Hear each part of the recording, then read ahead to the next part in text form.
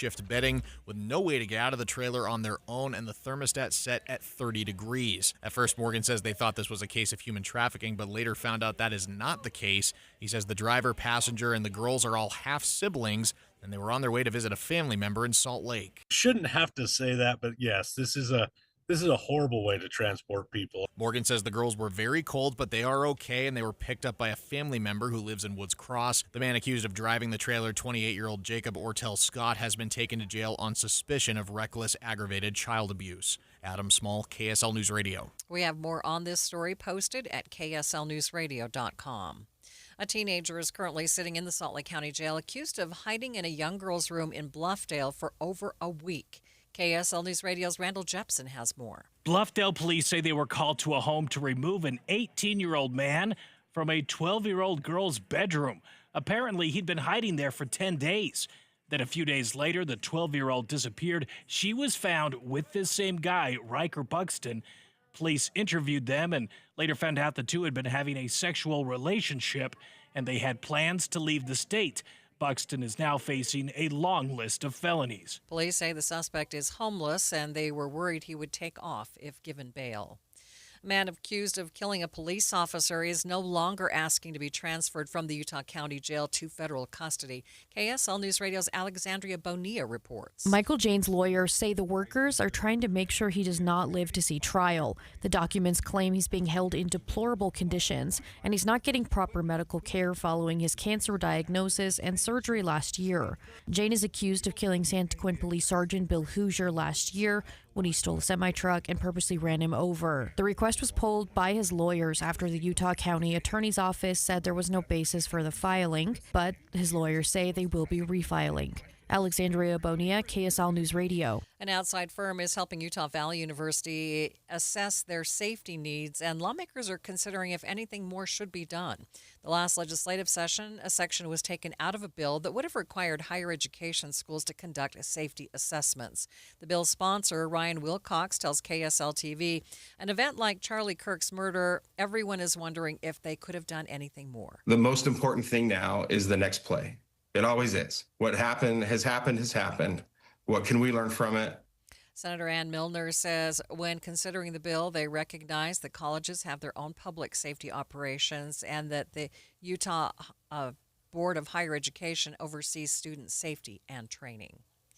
It's been an overwhelming emotional week for many Utahns across the state. Now more than ever, it's important to know what to do if a loved one told you they are thinking of hurting themselves or others.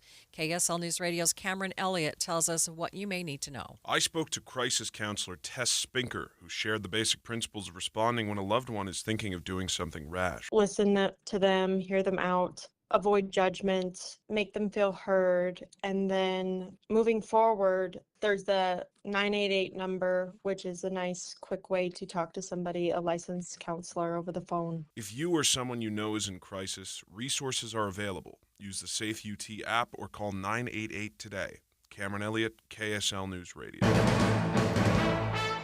KSL's top national stories. Erica Kirk, the widow of Charlie Kirk, will be the new head of her husband's organization. Turning Point USA has named her the new CEO. The organization posted on X today that Charlie made it known in prior discussions that that's what he wanted in the event of his death. In Erica's remarks after her husband's death, she vowed to continue her husband's work and his legacy. Other national stories KSL is following this hour.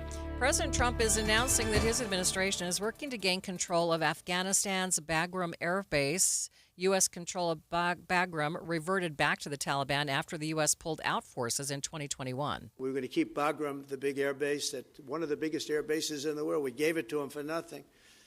We're trying to get it back, by the way. Okay, that could be a little breaking news. We're trying to get it back. He made the announcement at a joint news conference with UK's Prime Minister Keir Starmer today, capping his state visit to the UK. Also, during that news conference, Starmer and President Trump expressed their disappointment and frustration with Russian President Vladimir Putin. It was clear Starmer felt the allies must ramp up pressure on Russia, but President Trump declined to go that far. ABC's Karen Travers has more. The president was not cleared what kind of pressure he would be willing to put on President Putin to get him to agree to a peace settlement. In fact, the pressure he was talking about was on European countries who are still purchasing oil from Russia. And at this point, it's only just a handful because most of those countries had stopped doing it 3.5 years ago when the war began. President Trump said repeatedly that Putin had let him down and that he's disappointed that they haven't been able to reach an agreement to settle the war. First look traffic. Good afternoon, Ricky. Good afternoon, Maria. Crews are wrapping up a crash in the downtown area, 5th West and 4th South. Ricky Meese in the KSL Traffic Center. KSL News Time, 12:06. Alpine Home Medical, we bring wellness home. Hi, I'm Jay Broadbent from Alpine Home Medical, and I'm humbled to win Utah's Best of State for 2025 for the 15th year in a row. After 28 years, we're all about you. Over 1,700 five-star Google reviews and a 4.8 customer satisfaction score to prove it. We'll keep working hard for you. I've spent this year advocating with lawmakers for better Medicare reimbursement, ensuring you always have the best access to medical supplies you need. From Idaho Falls to St. George, our 11 stores are your home for comfort. When you hear Alpine Home Medical, think of that best of state experience every single time. Visit us online at alpinehomemedical.com. That's alpinehomemedical.com. Alpine Home Medical, we bring wellness home. Hi, this is Doug Ryden. For years, I've been telling you about products I truly believe in and that we use in our home.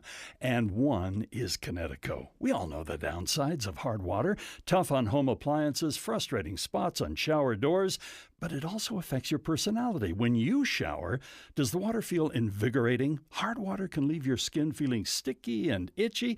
A Kinetico soft water system changes everything. It's like having a luxurious spa experience when you shower, making your daily routine something you look forward to. Kinetico, it's a difference you can feel. Their patented system uses far less salt than competitors, and they're exclusively focused on water softeners. They're the experts in their field, and they'll show you the difference for free with no obligation to buy. Call Kinetico Quality Water Systems of Salt Lake, an authorized independent dealer, at 801-576-8600, or check them out online at softwaterutah.com. Start enjoying your water. Spoil yourself every day. Common Spirit Health. Hospitals, clinics, and caregivers all connected to advance healthcare in Colorado, Kansas, and Utah. Healthcare with human kindness is here. Hello, human kindness. Thank you for joining us for Midday, recapping our top story. Authorities have arrested a man they say drove a refrigerator truck with 2 young girls inside. It was discovered after they were involved in yesterday's major crash on I-15 in Linden. KSL News Time, 12:08. Breaking news, the Utah legislature is laying out the timeline for their plan to redraw the congressional maps. In a news release today, they say they will have a redistricting committee public meeting on September 22nd and 24th before they publish their proposals on September 25th.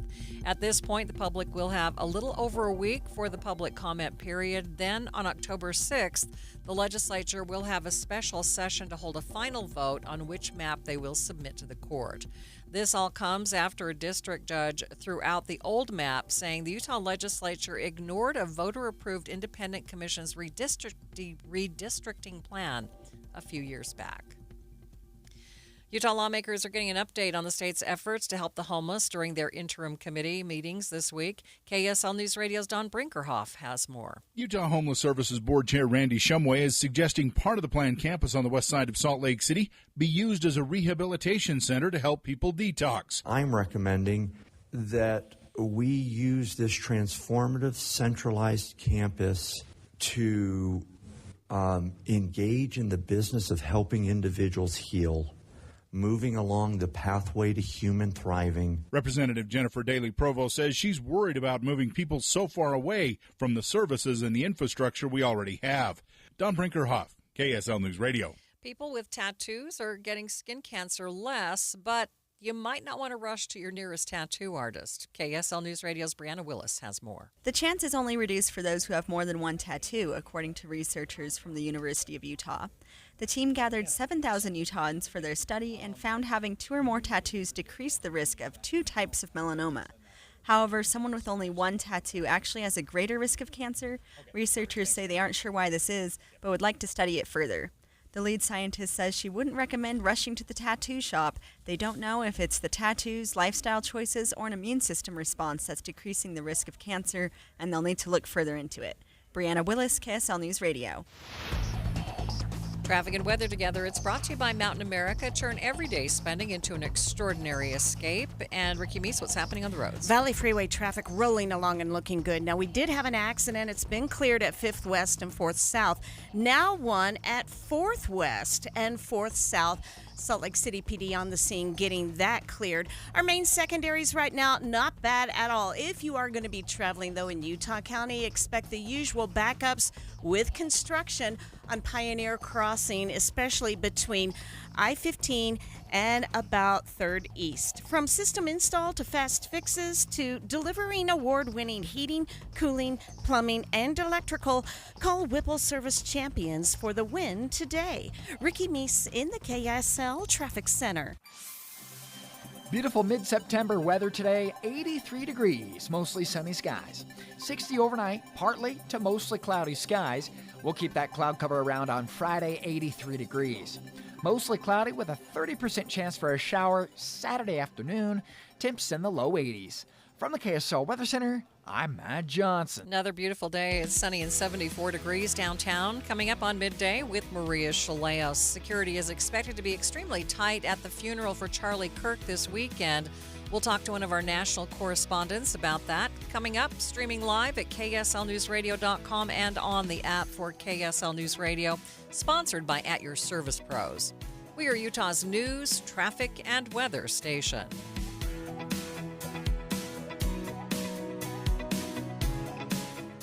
Step back in time and discover treasures from every era at Duke's Jewelers Estate Jewelry Trunk Show. Join us September 26th and 27th for a rare chance to shop one-of-a-kind pieces spanning over 200 years of design. From the romantic curves of Victorian jewelry to the flowing artistry of Art Nouveau, the refined elegance of the Edwardian era, and the bold geometry of Art Deco, you'll find history's most iconic styles all in one place. Whether you're drawn to the playful charm of retro designs, the sleek lines of mid-century classics, or the nostalgic sparkle of modern vintage, there's something waiting to tell your story. But remember, this event happens just one weekend a year, and these pieces are truly one of a kind. When they're gone, they're gone. Don't miss the Estate Jewelry Trunk Show, September 26th and 27th at Duke's Jewelers Springville. Duke's Jewelers, where history, artistry, and elegance come together. At Intermountain Health, we believe life is a circle. May yours surround you with insight, a healthy perspective, trust, and reassurance. The belief that our differences aren't that different, and compassion just when you need it most. Life is a circle. May yours help you live the healthiest life possible. Intermountain Health.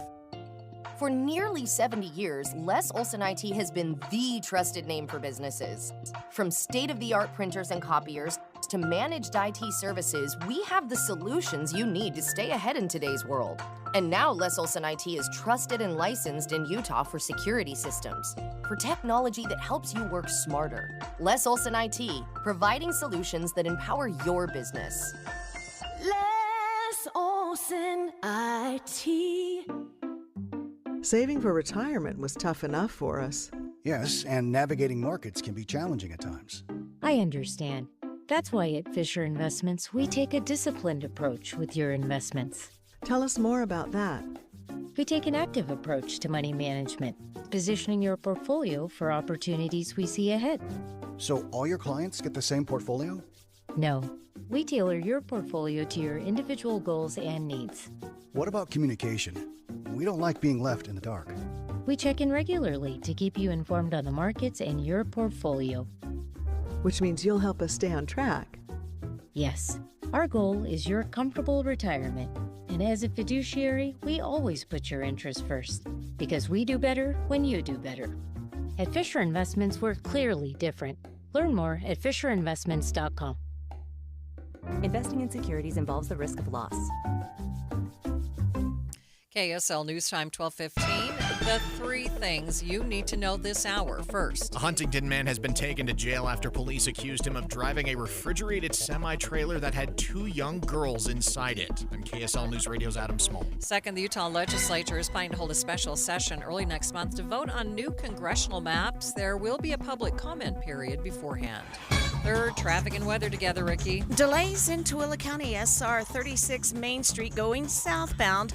As you approach Pine Canyon and the Home Depot area, this is prior to 10th North. It looks like we may have a traffic light malfunctioning, but no problems of an accident reported in the area. Just be prepared for delays. Ricky Meese in the KSL Traffic Center. Hey, we're back to the low 80s today, mostly sunny skies, but thicker clouds by the end of the day. I'm Matt Johnson. Sunny, 75 degrees at the KSL Common Spirit Health Studios. Time now for KSL's top national stories. From ABC News, I'm Michelle Franzen. A CDC advisory panel meeting today and tomorrow to set vaccine schedules for children. Medical groups sounding the alarm due to new members picked by HHS Secretary Robert F. Kennedy Jr., who have expressed vaccine skepticism. A group of states on both sides of the East and West Coasts have formed alliances to make unified, it says, based on science that could differ from federal regulations. After an overhaul by HHS Secretary Robert F. Kennedy Jr., the nation's top vaccine advisory panel now weighing critical recommendations on vaccines covering everything from measles to hepatitis B to COVID. ABC's Jay O'Brien. President Trump says he will designate Antifa a major terrorist organization. In a social media post, the president also recommending those funding them will be thoroughly investigated. ABC's Catherine Falders has more. It's actually not immediately clear how such a designation would be made for Antifa. Antifa is an umbrella description for a far-leaning militant groups opposing fascists and neo-Nazis. So it's really not clear exactly how the government will do this. Of course, Antifa does not have a publicly known centralized structure or leadership here. ABC announced that the late-night talk show Jimmy Kimmel Live will be preempted indefinitely. The network says Jimmy Kimmel Live is being preempted indefinitely. The announcement follows criticism from FCC Chairman Brendan Carr over comments Kimmel made on the show after the Charlie Kirk killing. Two of the largest network affiliate groups, Nexstar and Sinclair, had said they would preempt Kimmel's show. President Trump called the decision, quote, great news for America, and suggested late-night hosts Jimmy Fallon and Seth Meyers should be next. Unions representing the entertainment industry have condemned the decision. ABC's Mike Dubusky. The Walt Disney Company is the parent company of Disney Entertainment and ABC News. You're listening to ABC News. Time for the KSL In-Depth. Security is expected to be tight as the Super Bowl levels for Charlie Kirk's funeral in Arizona this weekend. The president is expected to be in attendance at State Farm Stadium when the public memorial service takes place. Joining me now live is News Nation national correspondent Alex Capariello. And Alex, thanks for being with me. What do these preparations look like? Well, it's a big effort from a lot of different agencies. So from the outside of the stadium, that's going to be the jurisdiction of the local police department. In this case, that's Glendale, Arizona. So GPD is preparing several hundred officers to be on patrol, both on foot and in their squad cars outside the stadium. There's a lot of local police departments and sheriff's offices that are also contributing officers and manpower. They'll be helping out as well. There'll be drones in the sky from these police departments that'll be looking for suspicious activity, as well as what they call a real-time crime center that has a ton of different cameras all across the area that people are going to be monitoring 24/7, making sure that they have eyes on everything. And then as for inside of the stadium, State Farm Stadium, where the Arizona Cardinals play, that will be the jurisdiction of the United States Secret Service, which would be very usual in this case because President Trump and Vice President J.D. Vance are expected to be in attendance, along with several other high-profile politicians. Any word of any known threats, or is just this heightened security just because the president and vice president are going to be there? Yeah, I think it really is because of these Trump administration cabinet members that are going to be there. That's pretty typical. I mean, I was on the campaign trail all last year, and whenever somebody like a former president, in that case, former President Trump, or current Vice President Kamala Harris were coming into town, it becomes a United States Secret Service affair. where they take total control and make sure that they're covering sort of the security measures for this. That being said, you pose a great question. I mean, this is a very politically charged time. This is a funeral for Charlie Kirk, who many consider to be politically polarizing. So while there are no direct threats at this time, they have to be prepared and planned as if something like that might go down. Okay. Have you seen anything different in comparison to the other times you've covered events like this? Not exactly. I mean, I think the fact that I'm hearing that there are other local law enforcement organizations involved might be different. So back to my original example, a campaign event, you might have the local police department and then the United States Secret Service. But in this case, hearing about so many West Valley, Arizona law enforcement agencies volunteering their men and women to actually come and help out might be different. But regardless, I think the biggest difference and perhaps the biggest concern is that they're calling this, Super Bowl level type security. But when you host a Super Bowl in your city, you have about 2 years to plan and prepare and get everything underway. In this case, Charlie Kirk was assassinated last week. So the folks at State Farm Stadium in Glendale, Arizona, and Maricopa County have only really had 1 week to prepare for this. So they're going to do their best to provide Super Bowl type security, but with way less time in order to prepare for it. All right, Alex, thanks for being with me. Thanks for having me. Joining me from News Nation, that is News Nation national correspondent Alex Capariello. Traffic and weather, it's brought to you by Mountain America. Turn everyday spending into an extraordinary escape. What's happening, Ricky? A small accident in Davis County, southbound I-15 in Farmington near Glover Lane. It is out of traffic on the right shoulder, so you won't see any delay. You will see delays in Tooele County. This is southbound SR 36 at Main Street. As you go towards from Erda down to about 10th North, there by the Home Depot especially, traffic really backed up in those southbound lanes. If you are traveling any of the rest of your Salt Lake County freeways, you're good to go. The final cleanup of a crash, 4th West and 4th South downtown. The 9th annual My Gluten-Free World Expo is being held September 26th and 27th at the Mountain America Expo Center in Sandy.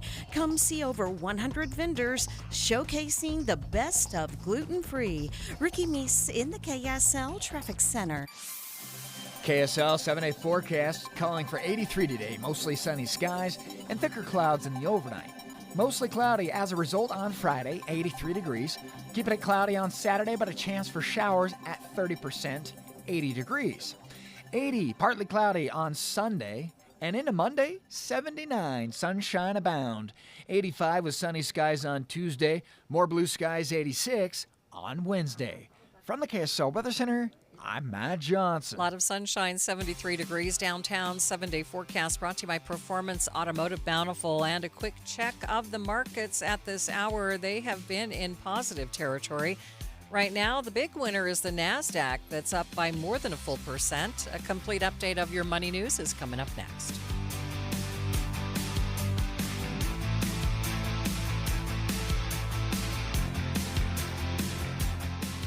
There's no better place to fall in love with fall than Logan, Utah. Honestly, it's kind of hard to imagine fall right now because it's been so blasted hot this summer. But I promise Logan is the place for cooler temperatures and even cooler events. You absolutely have to come to the Center Street Giant Pumpkin Festival September 27th. These ain't your mama's pumpkins, although I don't really know what that means. But anyway, last year, the record-breaking gourd tipped in at over 2,100 pounds. That's more than 3 grand pianos. Professional pumpkin carvers, family scavenger hunt, activities for kids, live music, more than 100 vendors, and fantastic fall fun. Coming up, we've got the American West Heritage Center's Fall Harvest Festival, the North Logan Pumpkin Walk, 2 giant corn mazes that may or may not be haunted, concerts, historic downtown ghost tours, and more. Don't even ask me when the leaves will be turning because at this point, your guess is as good as mine. But it doesn't matter because whenever you come to Logan, it's always beautiful. Visit explorelogan.com to plan your autumn adventures today. explorelogan.com. For over 22 years, speaking on business on KSL News Radio has been a beloved tradition, celebrating our heroic business leaders and Utah consumers who have helped build one of the strongest state economies in the nation. Now, under the stewardship of the Salt Lake Chamber and hosted by Chamber President and CEO Derek Miller, the program continues to shine a spotlight on those who make Utah's business environment dynamic and thriving. With his expertise and passion, Derek brings the stories of our business community to life. As part of the Salt Lake Chamber, Speaking on Business is proud to continue its legacy of highlighting inspiring stories, trends, and special guests. Support Utah businesses now and be part of Utah's thriving economy. More information can be found at slchamber.com. That's slchamber.com. If you're 55 or older and into that whole saving money thing, T-Mobile has an exclusive phone and internet bundle just for you. Right now, get 2 unlimited phone lines plus 5G home internet for just $30 each per month with autopay, plus taxes and fees. And with 5G home internet, setup is easy with just 1 cord and no technician needed, which is great if you're also into that whole keeping it simple thing. Switch now and experience the best mobile network in the U.S. Visit your local store to start saving. T-Mobile, it's better over here. Based on analysis by Ookla of speed test intelligence data Q4 2024 to Q1 2025, Ookla trademarks used under license. Unlimited on our network. Customers on voice plan may notice speeds lower than other customers and further reduction if using more than 50 gigs a month due to data prioritization. Video streams and SD on this plan. Home internet pricing after $20 in monthly bill credit plus $5 per line without autopay. Debit or bank account required. See 5G device coverage and access details at T-Mobile.com. Any Hour Services free furnace sale is going on right now. If you haven't scheduled your free estimate yet, what are you waiting for? Call Any Hour Services today or schedule online at anyhourservices.com. KSL News Time 1226. Months after baristas walked off the job over Starbucks' new employee dress code, some of those same workers have taken their case to court. Starbucks employees in 3 states claim that the coffee giant violated the law when it changed its dress code while refusing to reimburse employees who had to buy new clothes to meet the new standard. Workers filed class action lawsuits in Illinois and Colorado. Baristas in California have lodged complaints with that state's Labor and Workforce Development Agency. ABC's Jim Ryan reporting. Watching Utah's money, ATM fees are reaching a record high. CBS says the average American pays about 68 cents for out-of-network ATM withdrawals. That's up 1.9% from last year. Amazon is introducing an AI agent to help third-party merchants operate their online businesses. CNBC reports it's supposed to free up merchants to spend more time focusing on product innovation and customer relationships. Ticket-selling app StubHub saw a drop in shares immediately after debuting on the New York Stock Exchange. The price per share was down about $3 after its first day. And taking a look at your money at this moment, the Dow up by 128 points, more than 0.25%, sitting at 46,146. S&P is up by 36. The NASDAQ up by 233 points. Tim Jr. here from RGS Exteriors. I want you to know that it's the little things that count. Any remodeler can say they treat customers right when it comes to siding, gutters, windows, and exteriors. It's hard to know for sure. If a contractor uses cheap generic nails instead of super grippy ridge shaft nails for your siding, would you even know? If they use cheap $4 caulk to install your new windows instead of paying $9 a tube for the good stuff, could you tell by looking? It all comes down to the details and trust. At RGS Exteriors, we only do things one way, the right way. We never cut corners. We never skimp on details. We never do less than the job requires. That's why we offer our industry's exclusive 10-year everything guarantee. And it's why we have the happiest customers. If you need any gutters, siding, or replacement windows, call RGS Exteriors at 801-280-3110 or visit rgsutah.com. That's 801-280-3110 or online at rgsutah.com. Traffic and weather together. It's brought to you by Mountain America. Turn everyday spending into an extraordinary escape. Here's Ricky Meese. A small accident for Davis County drivers. It's not going to slow you down. This is southbound I-15 in Farmington near Glover Lane. Everybody out of traffic on the right shoulder. Where we are seeing slowdowns, it's Tooele County, southbound SR 36 Main Street, going from Erta down to 10th North. Part of that may be due to construction. But if you're traveling any of the Salt Lake County freeways and main secondaries, you are good to go. The Serenoni Warehouse Sale, Saturday, September 27th, 11 to 6 at the Utah Military Academy in Lehigh. Save big on luxury blankets for babies, adults, and everyone in between. Ricky Meese in the KSL Traffic Center. We're looking at mostly sunny skies today, high of 83. Some more cloud cover by nightfall. 60 overnight, partly cloudy skies. We'll go mostly cloudy tomorrow, 83. Mostly cloudy with a 30% chance for a shower Saturday, 80 degrees. From the KSL Weather Center, I'm Matt Johnson. Sunny and 73 degrees downtown. You're listening to Midday with Maria Shilaos on KSL News Radio, 102.7 FM and 1160 AM. Good afternoon. KSL News Time 1230. KSL's top story this hour. There are extra police officer at Provo schools today because of a threat posted on social media. Someone reported what appeared to be a Grim Reaper image and the words, "Watch out, Utah County," and "First stop, Timpview High." KSL News Radio's Brianna Willis has more. Last night, Provo School District was notified about a social media post suggesting there may be a shooting at schools through the district. Provo police are investigating and right now say they don't find the threat threatable. Even so, they're sending extra officers to schools through the district. Timpview High has also rescheduled their homecoming assembly that was supposed to take place today. Schools say the safety of students are their top priority. Brianna Willis, KSL News Radio. Provo police say the author of the threat is a juvenile. They are currently discussing charges with Juvenile Justice Services. A 20-year-old Pennsylvania man has been arrested and accused of making a video threatening Utah Valley University. Summit County Sheriff's Office Sergeant Skylar Talbot tells KSL TV the comments were serious enough to get the attention of the FBI. Our investigators, at this point in the investigation, they do believe that this is an isolated incident. Police say Blake Rogers said in the video that he was in Park City to kill woke. Arrest documents claim that he told police he understood why it was taken as a threat, but claimed it was just a joke. He's been booked into jail on suspicion of making a terrorist threat. We'll talk more about these two cases and the issue of school threats with a local expert coming up at 12:45. You're now hearing from Weber State University about their security in light of what happened at UVU. In a statement, campus officials say they are staying vigilant about the safety of students and guests on their campuses. They say they haven't canceled any events at this time, but they do have increased police presence this week. University says they will assess each event individually to determine the security needs.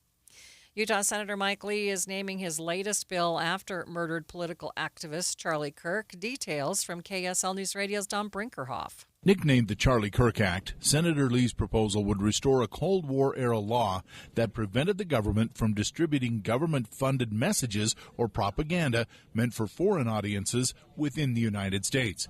That original law was altered in 2013 to allow the government to make those materials available by request within the U.S. Neither the original law nor its revision had any effect on privately owned media companies. Don Brinkerhoff, KSL News Radio. KSL's top national stories. President Trump is responding to the news that ABC will preempt Jimmy Kimmel Live indefinitely. Well, Jimmy Kimmel was fired because he had bad ratings more than anything else, and he said a horrible thing about a great gentleman known as Charlie Kirk. And Jimmy Kimmel is not a talented person. He had very bad ratings, and they should have fired him a long time ago. So, you can call that free speech or not. He was fired for lack of talent. He talked about it at a joint news conference with the UK Prime Minister Keir Starmer today on a state visit to the UK. Other national stories KSL is following. A key CDC vaccine advisory panel is set to start a 2-day meeting after being remade by Health Secretary Robert F. Kennedy Jr. Panel is expected to discuss the schedule of recommended vaccines for kids. This comes after the Senate Health Committee, chaired by Senator Bill Cassidy, a physician, heard from the ousted head of the CDC. More from ABC's Jay O'Brien. After the hearing, Cassidy saying flat out, if this vaccine panel makes certain new changes, Americans should not trust them. If the vaccine advisory panel makes recommendations to change the childhood vaccine schedule, should the American people have confidence in that decision? No. Many doctors worried too, advising parents talk to their kids' pediatricians. Now, some of the new members of the panel have expressed skepticism of vaccines in the past. The Trump administration is urging the U.S. Supreme Court to allow for the firing of Federal Reserve Board member Lisa Cook. ABC's Stephen Portnoy has the latest. The administration says the president's decision to remove Lisa Cook for cause can't be subject to judicial review, that would amount to the court's micromanaging his core constitutional powers.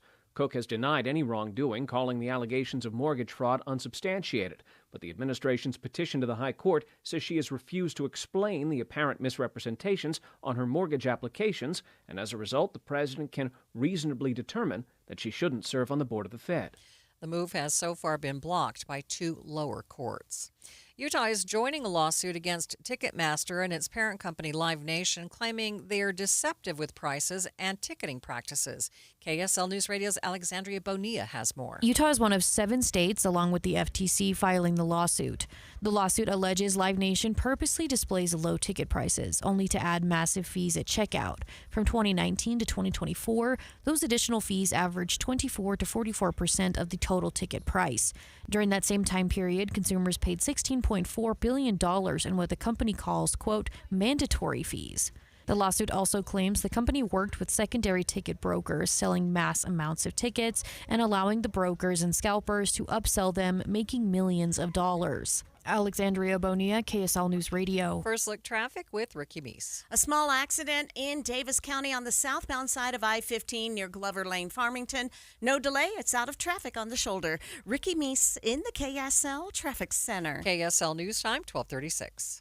Turn everyday spending into an extraordinary escape. Shop with any Mountain America credit or debit card for a chance to win a $5,000 vacation voucher.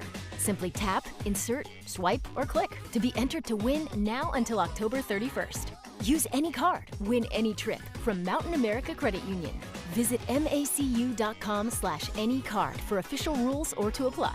Loans on approved credit. Membership required based on eligibility. Insured by NCUA. Limited time offer. Offer can change or be withdrawn at any time. If you're looking for an all-natural plan to help you take off those extra pounds, I want to tell you about Salt Lake City Fat Loss, because since it's all natural, there are no worrisome side effects from any sort of injections or medications or surgeries. It's a great program that boosts your metabolism and just uses a simple combination of foods to help burn stored fat quickly. And since the fat is burned off so quickly, you lose those pounds quickly, and that means you stay motivated and you're more likely to stick with the plan. It's also a lot less expensive than other plans, and they have a great app. Now, this app, it keeps you accountable. It also allows you to get help whenever you need it, whatever support that you need, and gives you great recipes and inspiration as well. Save $200 now on this plan. All you need to do is find out more at slcfatloss.com or call them 801-450-1882. Wouldn't it be great to lose up to a pound per day before the holidays? That's what many of their clients lose. I lost more than 40 pounds with this great plan. Just go to slcfatloss.com to learn more. slcfatloss.com. Thank you for joining us for Midday. Recapping our top story, Provo police say they have traced an online threat to several Provo schools to a juvenile. Now, possible charges are being assessed. They deemed that the threat to be non-credible, but there will be an increased police presence just in case. KSL News Time, 12:38. The Utah Mammoth officially opened their new headquarters and practice facility in Sandy, and the team says they're excited to have some of the best facilities in the NHL. Coach Andre Bear-Tourney says that he feels the excitement, but he's more excited about getting back to work. I feel right now it's excitement and confident. Confident in knowing what's the task ahead, what we need to do to succeed. Team owner Ryan Smith spoke at the ribbon cutting, saying he's serious about bringing a Stanley Cup to Utah. Utah Mammoth goalie Connor Ingram is not reporting to training camp this year, and the team says they are working to find him a new home. Ingram entered the NHL's Player Assistance Program earlier this year after his mother passed away from breast cancer. Team leaders say they are working together for a positive outcome for Ingram and to give him a fresh start somewhere else. University of Utah Athletic Director Mark Harlan gave KSL Sports a tour of the university's new baseball stadium under construction. Really excited for our team to have such an improved area to just get better every day in what they love so much, which is playing baseball. The brand new stadium has a capacity of 1,200 fans and will be open this upcoming season. The Utes previously played at the Salt Lake Bees' old stadium. Meanwhile, students at the University of Utah are stepping up in a big way to fight hunger across the state. It's a new school year, and students at the U are channeling their energy beyond the classroom, uniting in a statewide push to end hunger. They've teamed up with Smith's and the Utah Food Bank to expand their reach. Food Drive Chair Hanson Gu says the need is urgent. So in Utah, about every 1 in 8 people are food insecure. And here at the university, we want to partner with those organizations as well as our organizations on campus to make sure that no student goes hungry. Their efforts launch October 1st at the brand new Bluffdale Smiths with food collection barrels, tailgate drives, and volunteers canvassing neighborhoods across the valley. Organizers hope this movement grows beyond campus, building a tradition that connects communities and ensures no one in Utah fights hunger alone. Eric Cabrera, KSL News Radio. Traffic and weather together. It's brought to you by Mountain America. Turn everyday spending into an extraordinary escape. Ricky? Backups in Tooele County. This is on SR 36 Main Street going southbound as you go from Erda down to about 10th North, especially there by the Home Depot. So if you're going to be traveling Main Street, just be prepared for some real slow and go speeds stopped at times through that stretch. Now, Salt Lake County freeways, seeing a nice and quiet drive, light traffic. We had one other accident. This is in Davis County, southbound I-15 in Farmington near Glover Lane, but it's in the cleanup stages and it's always been out of traffic on the shoulder. Struggling with vision loss? Join the Utah State Library and Division of Services for the Blind and Visually Impaired's open house October 2nd from 9 to 2 p.m. Call 801-715-6789. Ricky Meese in the KSL Traffic Center. Temperatures not far from the normal today. I've got an 83 for a high, mostly sunny skies. 60 overnight, increased cloud cover. 83 tomorrow, mostly cloudy. Mostly cloudy again on Saturday, 80 degrees, but a 30% chance for some showers. From the KSL Weather Center, I'm Matt Johnson. Sunny and 73 degrees downtown. And coming up on Midday, we're hearing about several threats made against Utah schools today. So how do police respond, and how do they determine when to take it seriously?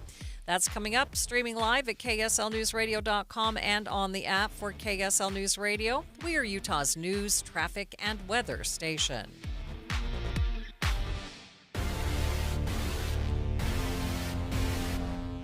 Do you have 3 ex-wives and your current trophy wife wants a life insurance policy 3 times the size of the policies you had to purchase for your previous mistakes? If so, you need to call Big Lou at Term Provider, 800-859-3220. Big Lou is intimately familiar with your problems, and if you're 50 to 60 years old and in reasonably good health, a $1 million policy should only cost about $100 to $200 per month. Big Lou may have a solution for your previous policies as well. You may even save enough money to lighten the load on your new $1 million policy.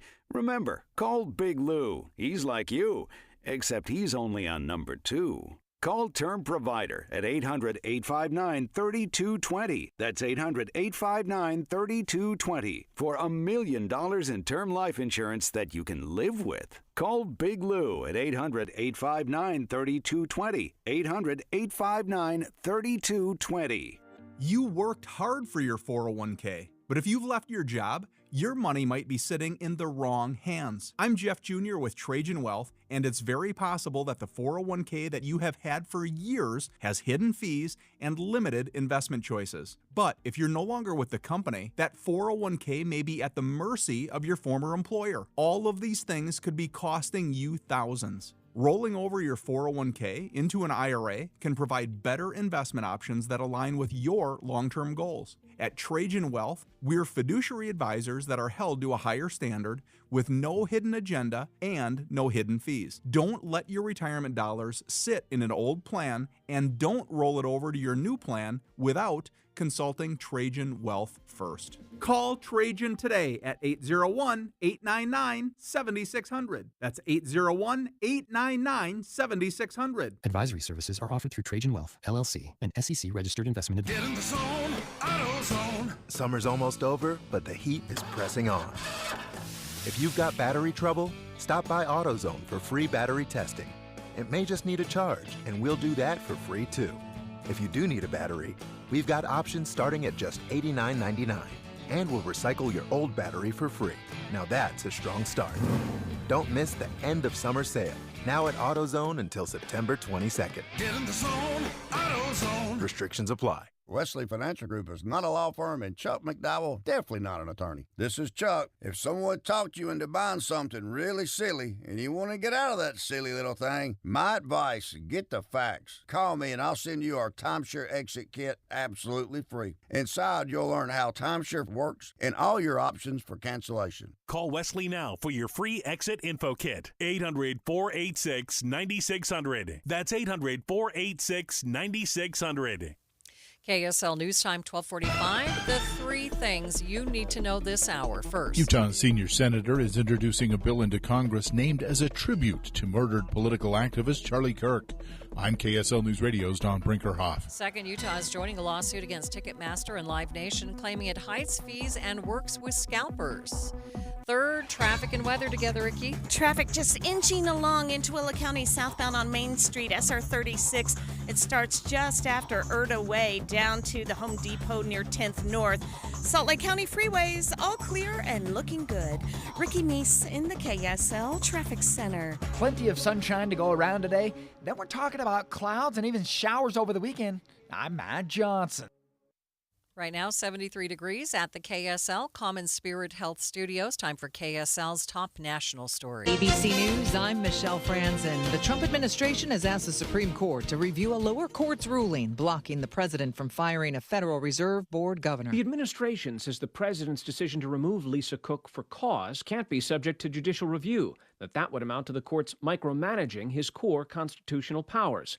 Cook has denied any wrongdoing, calling the allegations of mortgage fraud unsubstantiated. But the administration's petition to the High Court says she has refused to explain the apparent misrepresentations on her mortgage applications, and as a result, the president can reasonably determine that she shouldn't serve on the board of the Fed. ABC's Stephen Portnoy. President Trump capping his state visit in the UK with a meeting with Britain's Prime Minister. Both leaders expressing disappointment in Russia's leader for continued strikes in Ukraine. A CDC advisory vaccine panel set to vote on vaccine schedules for children over the next 2 days. It includes COVID-19 vaccine access. This is ABC News. Time for the KSL In-Depth. Today we've been reporting two situations where people made threats against schools in Utah. A 20-year-old man has been arrested after authorities say he made a video threatening to kill the woke at Utah Valley University. And in Provo, police, a juvenile, posted a photo of a Grim Reaper online saying, "Watch out, Utah County. First stop, Timpview High."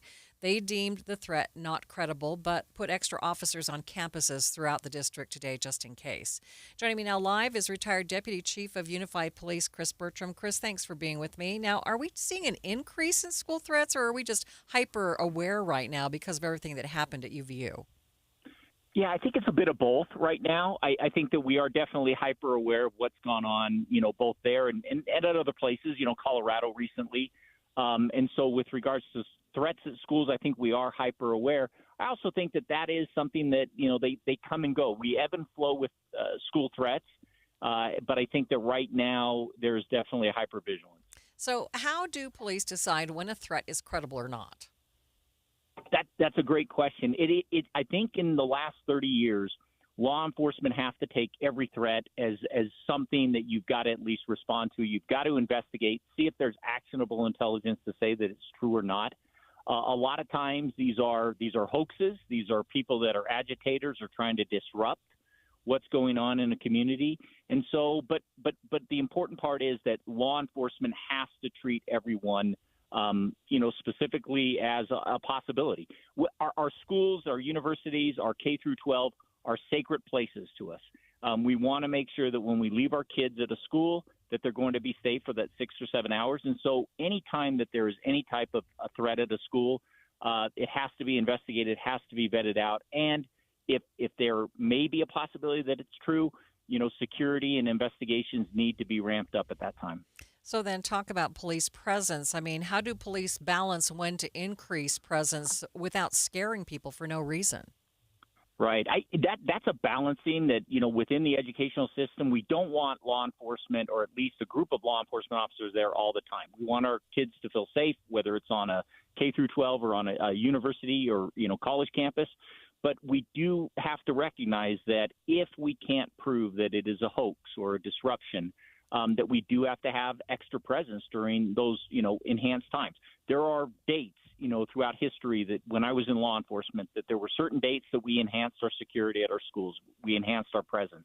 There were times when we received information that there may be something that happens tomorrow or the next day where we increased our police presence. Those are the situations where law enforcement has to have the resources to be able to increase those and then decrease when the threat is no longer there. Yeah, what kind of charges or consequences come from someone for making a threat like this?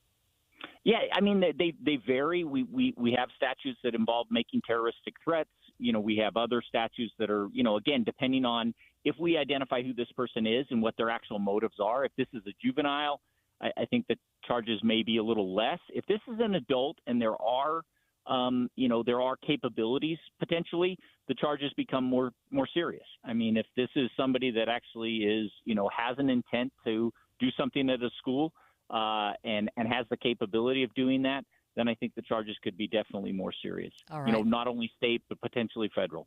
Thank you for spending some time with me today. Thank you. That is retired Deputy Chief of Unified Police, Chris Bertram. Traffic and weather, that's brought to you by Mountain America. Turn everyday spending into an extraordinary escape. Ricky? Slowdowns remain for Tooele County drivers southbound SR 36 Main Street, starting just after Erta Way down to about 10th North. Speeds at a crawl at times approaching some of those intersections. And then we also have construction delays in Utah County, a little bit both directions on Pioneer Crossing between I-15 and about 3rd East, and then speeds improve after 3rd East out to the Saratoga Springs area. If you're traveling I-15, a delay-free drive both directions between Ogden and Provo, but the final cleanup of a crash on the southbound side near Glover Lane in Farmington really hasn't caused a problem since it's been out of traffic on the shoulder the entire time. The Good Feet store, supporting you with comfort no matter what the day brings. Find the location nearest you at goodfeet.com. Ricky Meese in the KSL Traffic Center. KSL 7-day forecast. I've got an 83 this afternoon, mostly sunny skies. Mostly cloudy for your Friday, 83. Down to 80, mostly cloudy again, but a 30% chance for showers on Saturday afternoon. Partly cloudy, 80 degrees on your Sunday. How about Monday, 79, sunshine, blue skies, 80s for your Tuesday and Wednesday. From the KSL Weather Center, I'm Matt Johnson. And sunny 73 degrees in downtown Salt Lake City. The 7-day forecast brought to you by Performance Automotive Bountiful. Get a check of your money news coming up next. All the markets in positive territory at this hour. The Dow, S&P, and NASDAQ all looking good. A complete update of your money news is next.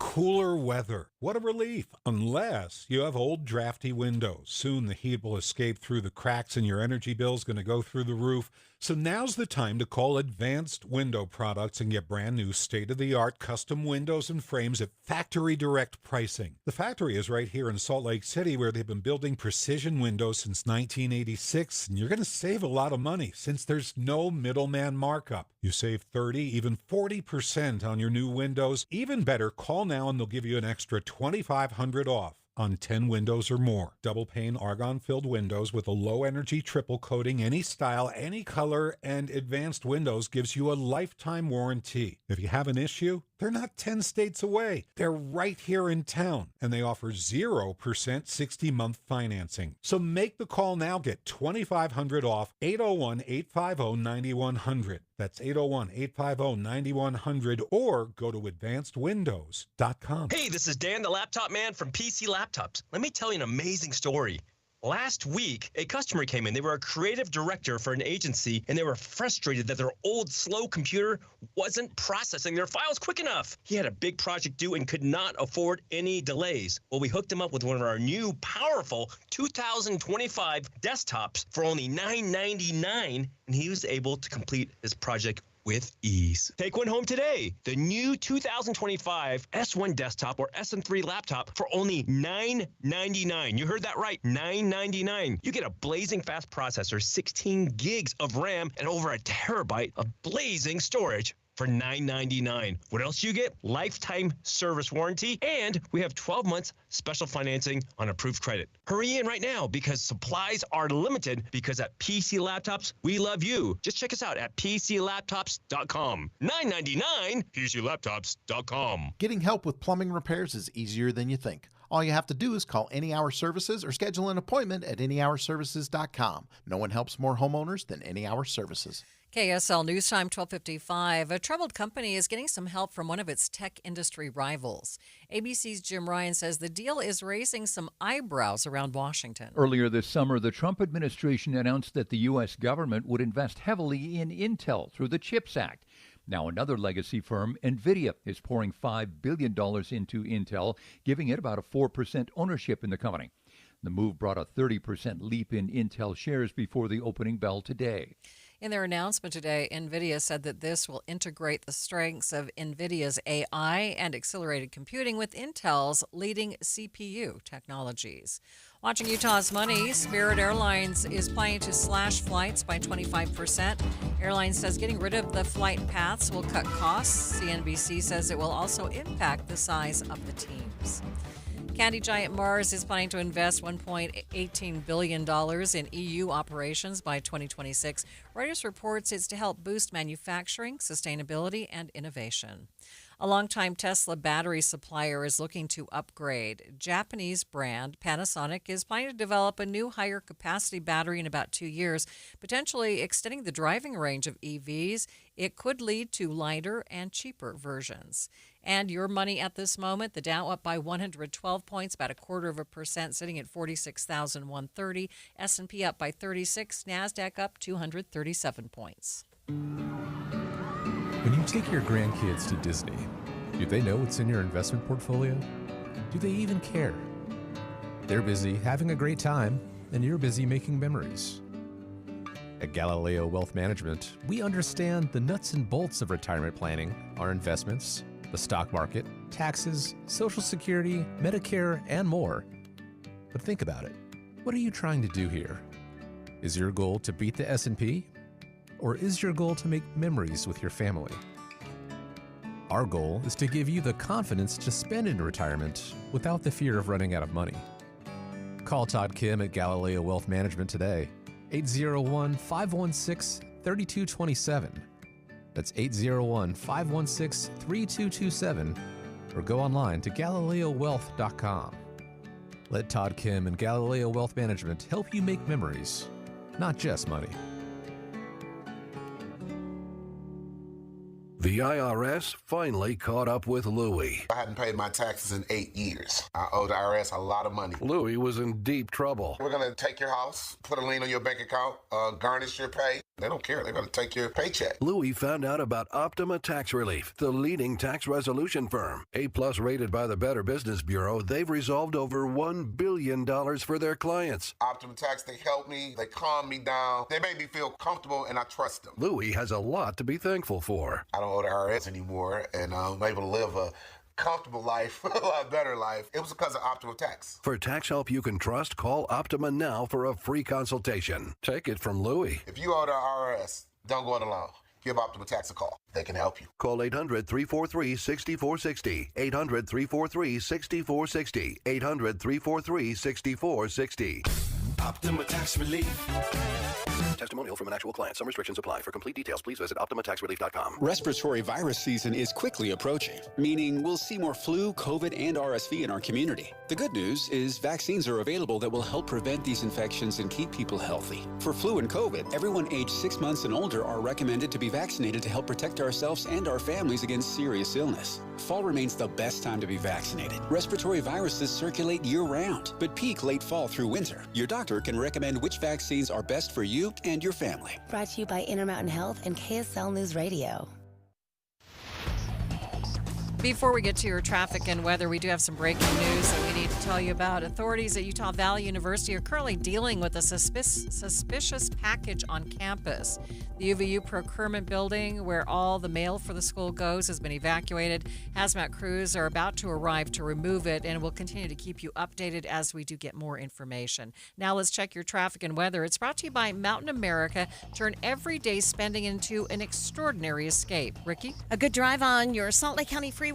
Delays linger southbound SR 36 Main Street, going from Erta Way down to 10th North End. The cleanup of a crash downtown Sunnyside Avenue at Guardsman's Way. That's about 16th East and 9th South. Ricky Meese in the KSL Traffic Center. Forecast calls for a high today of 83 today and tomorrow, I should say, and very little chance of rain until Saturday, a 30% chance. Right now, 75 downtown. KSL FM Midvale, KSL Salt Lake City. A freeway closure in Utah County due to a semi-truck crash. What police found in the back of that truck, however, quickly turned into a criminal investigation, closing the freeway for several hours. The driver at first kind of almost like ignored him, but kind of acted like he didn't know. He turned and looked at the passenger, and then he turned back around and said there's a couple girls in there. The time is 1 o'clock on Thursday, September 18th. It's midday. I'm Maria Shilaos. Coming up, more on why police believe that this is not a case of human trafficking, but poor decisions instead. Also this hour... Well, Jimmy Kimmel was fired because he had bad ratings more than anything else, and he said a horrible thing about a great gentleman known as Charlie Kirk. Comedian Jimmy Kimmel yanked off ABC indefinitely for comments made about the MAGA movement. The latest development in the discussion about free speech and censorship coming up in a few minutes. But first, our top stories. An 18-year-old is in the Salt Lake County Jail accused of hiding in a 12-year-old's bedroom for 10 days. KSL News Radio's Randall Jepson has more. Bluffdale police say they got a call from a person saying they found a young man hiding in their daughter's room and they wanted help to get him out. Police responded, found out the guy had been there for 10 days and the daughter had let him in. A few days after this happened, the daughter disappeared and was found a day later with this same guy. At that point, Riker Buxton told investigators he planned to leave the state with the girl. Court documents also say he admitted to having a sexual relationship with her. He's now facing multiple felony charges. Randall Jepson, KSL News Radio. Our top national story from ABC News. The Trump administration is asking the U.S. Supreme Court to allow the president to fire Federal Reserve Board member Lisa Cook. The move has so far been blocked by two lower courts. The administration says the president's decision to remove Lisa Cook for cause can't be subject to judicial review, that would amount to the courts micromanaging his core constitutional powers. Cook has denied any wrongdoing, calling the allegations of mortgage fraud unsubstantiated. But the administration's petition to the High Court says she has refused to explain the apparent misrepresentations on her mortgage applications, and as a result, the president can reasonably determine that she shouldn't serve on the board of the Fed. ABC News national correspondent Stephen Portnoy. Our top national story this hour from ABC News. President Trump is reacting to ABC's decision to pull Jimmy Kimmel from its network following Kimmel's comments about Charlie Kirk's killer. Well, Jimmy Kimmel was fired because he had bad ratings more than anything else, and he said a horrible thing about a great gentleman known as Charlie Kirk. And Jimmy Kimmel is not a talented person. He had very bad ratings. Democratic leaders are criticizing the move, calling it an attack on free speech. We'll have more in-depth reporting on this story in just a few minutes. Your money at this moment. Markets have been in positive territory for the day. The Dow now up by 112 points. That's about 0.25%, sitting at 46,130. S&P up by 36 points, and the NASDAQ gets up by 237. Traffic and weather brought to you by Mountain America. Turn everyday spending into an extraordinary escape. Ricky? We do have a new crash in Utah County. This is at the exit ramp, northbound I-15 at 8th North in Orem. Looks like all vehicles are out of traffic on the right. The Serenoni Warehouse Sale, Saturday, September 27th, 11 to 6 at the Utah Military Academy in Lehigh. Save big on luxury blankets for babies, adults, and everyone in between. Ricky Meese in the KSL Traffic Center. Highs in the low 80s through Sunday. It looks like our next best chance of showers comes on Saturday, where we have a 30% chance. 75 degrees at the KSL Common Spirit Health Studios. Mornings are for recharging. And they're for starting your day right. We volunteer to join you in the car. Get news and weather at 102.7 FM during the most important part of your day. Andy and Amanda, each morning between 5 and 9 on KSL News Radio. Any Hour Services free furnace sale is going on right now. If you haven't scheduled your free estimate yet, what are you waiting for? Call Any Hour Services today or schedule online at anyhourservices.com. For over 22 years, speaking on business on KSL News Radio has been a beloved tradition, celebrating our heroic business leaders and Utah consumers who have helped build one of the strongest state economies in the nation. Now, under the stewardship of the Salt Lake Chamber, and hosted by Chamber President and CEO Derek Miller, the program continues to shine a spotlight on those who make Utah's business environment dynamic and thriving. With his expertise and passion, Derek brings the stories of our business community to life. As part of the Salt Lake Chamber, Speaking on Business is proud to continue its legacy of highlighting inspiring stories, trends, and special guests. Support Utah businesses now and be part of Utah's thriving economy. More information can be found at slchamber.com. That's slchamber.com. You need another bathroom. You want a back patio retreat.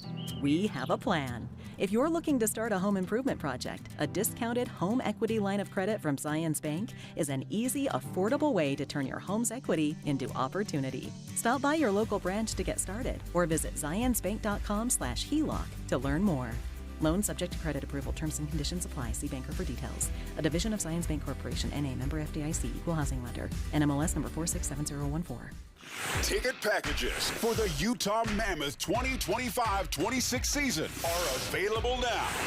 From full season and half season packages to mini plans and other flexible options, choose the ticket package that fits you best and be part of the action all season long. Call or text 801-325-PUCK to talk with a rep or visit nhl.com/Utah/tickets/season tickets to learn more. Thanks for tuning into Midday. I'm Maria Shilaos. An Emery County man sits in jail this hour accused of driving a refrigerated semi-truck trailer with 2 young girls inside. KSL News Radio's Adam Small has the story. Utah Highway Patrol says this tractor trailer was the vehicle that caused that huge crash that shut down I-15 in Linden yesterday. Lieutenant Clay Morgan says a trooper began inspecting this trailer to see what went wrong, and when he looked at the back, he took a photo. He noticed a couple eyes looking out at him. And he claims when the trooper asked the driver about that, the driver at first kind of almost like ignored him, but kind of acted like he didn't know. He turned and looked at the passenger, and then he turned back around and said, "There's a couple girls in there." When they opened up the trailer, Morgan says they found a 12 and a 14-year-old girl in hoodies with makeshift bedding, no phones, no way to get out on their own, and the thermostat set to 30 degrees. At first, Morgan says they thought this could have been a case of human trafficking, but later learned that was not the case. The good part is we took our time. We did a thorough investigation with the help of State Bureau of Investigations, with the help of DCFS. We were able to do a very thorough investigation on this with time. These things take time, and we had that time. We were involved for probably close to about 7 or 8 hours last night in interviews and everything else. And through that, this is the conclusion we have come to. These don't come shortly. I mean, had we made a rash decision right at the first when we opened that and started calling everybody and saying this was human trafficking and stuff, we would have been in the wrong. And so just as far as the public side of this, just know that when we do these things, we put a lot of time and effort into these to make sure that we get it right for the families, for these girls, and for everyone involved. Morgan says the driver, the passenger, and the girls are actually all half siblings that were on their way to visit a family member in Salt Lake. We shouldn't have to say that, but yes, this is a horrible way to transport people. I mean, this is a horrible way to transport them. Had there been an incident where something happened in the front of that truck and the driver and the passenger had been injured to the point they couldn't speak, we may never have even opened that trailer. because we know that there's produce and stuff in there, and it turns into kind of a concern of contamination and stuff. And so these girls could have been taken to a tow yard and set in that trailer until they got scared enough they started knocking on the door, or until somebody just happened to open it, or the parents call in and say there's kids in there, or somebody call in. Morgan says the girls were in the back of the trailer for up to 3 hours. They were very cold, but he says that they are okay and were picked up by a family member who lives in Woods Cross. The man accused of driving the trailer, 28-year-old Jacob Ortel Scott, has been taken to the Utah County Jail on suspicion of reckless aggravated child abuse. Morgan says he's not aware of any criminal history on the part of Scott, but if he's formally charged with reckless aggravated child abuse, it would be a third-degree felony, which carries a sentence of up to 5 years in prison under Utah code. At this point, Morgan says the passenger has not been arrested, but their investigation is ongoing. Adam Small, KSL News Radio. Can you imagine how scary that was for those young girls to be involved in a crash, not being able to see anything? Turning to national news now, popular late-night television host Jimmy Kimmel yanked from the ABC network lineup indefinitely after the comedian made comments about the suspect in the Charlie Kirk shooting. Mixed reaction to the news today. America in the Morning's Kevin Carr has more. The battle between late-night talk show hosts and the Trump administration has escalated. On Monday night's Jimmy Kimmel Live monologue, Kimmel commented on the suspect in the assassination of Charlie Kirk. We hit some new lows over the weekend with the MAGA gang desperately trying to characterize this kid who murdered Charlie Kirk as anything other than one of them. Later on Wednesday, FCC Chairman Brendan Carr was a guest on Benny Johnson's podcast and said Kimmel's comments amounted to news distortion. He suggested the FCC may have grounds to intervene. I mean, look, we can do this the easy way or the hard way. These companies can find ways to change conduct, to take action, frankly, on Kimmel, or, there's going to be additional work for the FCC ahead. Later in the interview, Carr suggested that parent company Disney should make some changes, not ruling out firing Kimmel. However, he also called for local affiliates to push back on the broadcaster. The individual licensed stations that are taking their content, it's time for them to step up and say, this, garbage, to the extent that that's what comes down the pipe in the future, isn't something that we think serves the needs of our local communities. And that's exactly what happened. Nexstar, a major operator of ABC-affiliated stations, announced late on Wednesday that it would no longer broadcast Jimmy Kimmel Live for, quote, the foreseeable future. Consequently, shortly after this, ABC announced that Jimmy Kimmel Live will be preempted indefinitely. I'm Kevin Carr. President Trump reacted to the Kimmel news on social media, congratulating the ABC network for their actions. At a joint news conference with the UK Prime Minister Keir Starmer today, the president was asked for a comment about ABC's decision. Well, Jimmy Kimmel was fired because he had bad ratings more than anything else, and he said a horrible thing about a great gentleman known as Charlie Kirk. And Jimmy Kimmel is not a talented person. He had very bad ratings, and they should have fired him a long time ago. So, you can call that free speech or not. He was fired for lack of talent. The move has brought swift condemnation from Democrats, along with praise from more conservative Americans who say Kimmel was allowed to spread lies for too long. It's the latest development in our conversation on free speech and censorship in the United States. Federal Communications Commission Chairman Brendan Carr spoke with CNBC about this issue and what may have led to this decision. These are comedians we're talking about. This is not the news.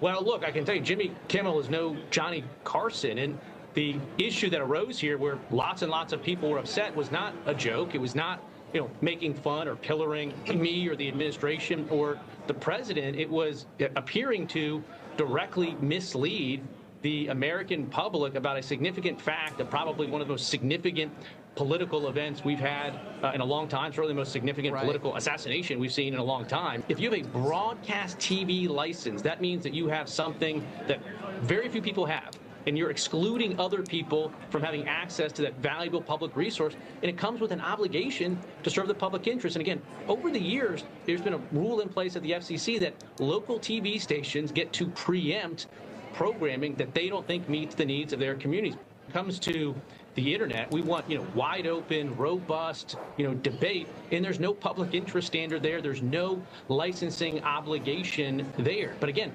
broadcast TV is simply different. KSL legal analyst and the co-host of Inside Sources, Greg Skorda, says this issue is a bit more complicated, not only for the government's supposed involvement in the decision, but also for the private employers involved. What we talk about First Amendment, and people keep saying, well, he had a First Amendment right to say that. And I will agree. Who, and the he? law, Kimmel? yeah, Kimmel. Yeah. And the law will agree. And the courts will agree. But his employer can, and we learned this yesterday from David Ryman when we talked about the First Amendment and who it applies to. Right. The government, the First Amendment applies to the government not restricting speech.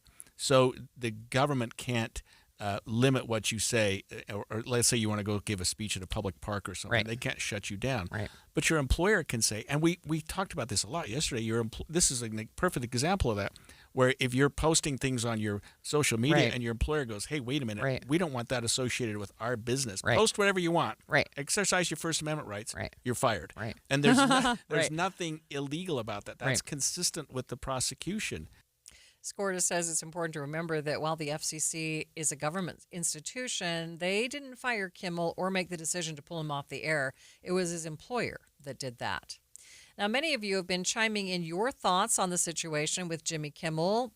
Remember, you can always text us your thoughts on a story or just say hi by texting 57500. Today, we received many texts on the Jimmy Kimmel situation, and here are a few. Kimmel said nothing bad about Charlie Kirk. Trump is wrong. Please listen to Jimmy Kimmel's clip, which we just did there. Kimmel should be able to say what he said, not fired for it. This is America, not Russia. Another text, it was canceled because of Trump FCC threats.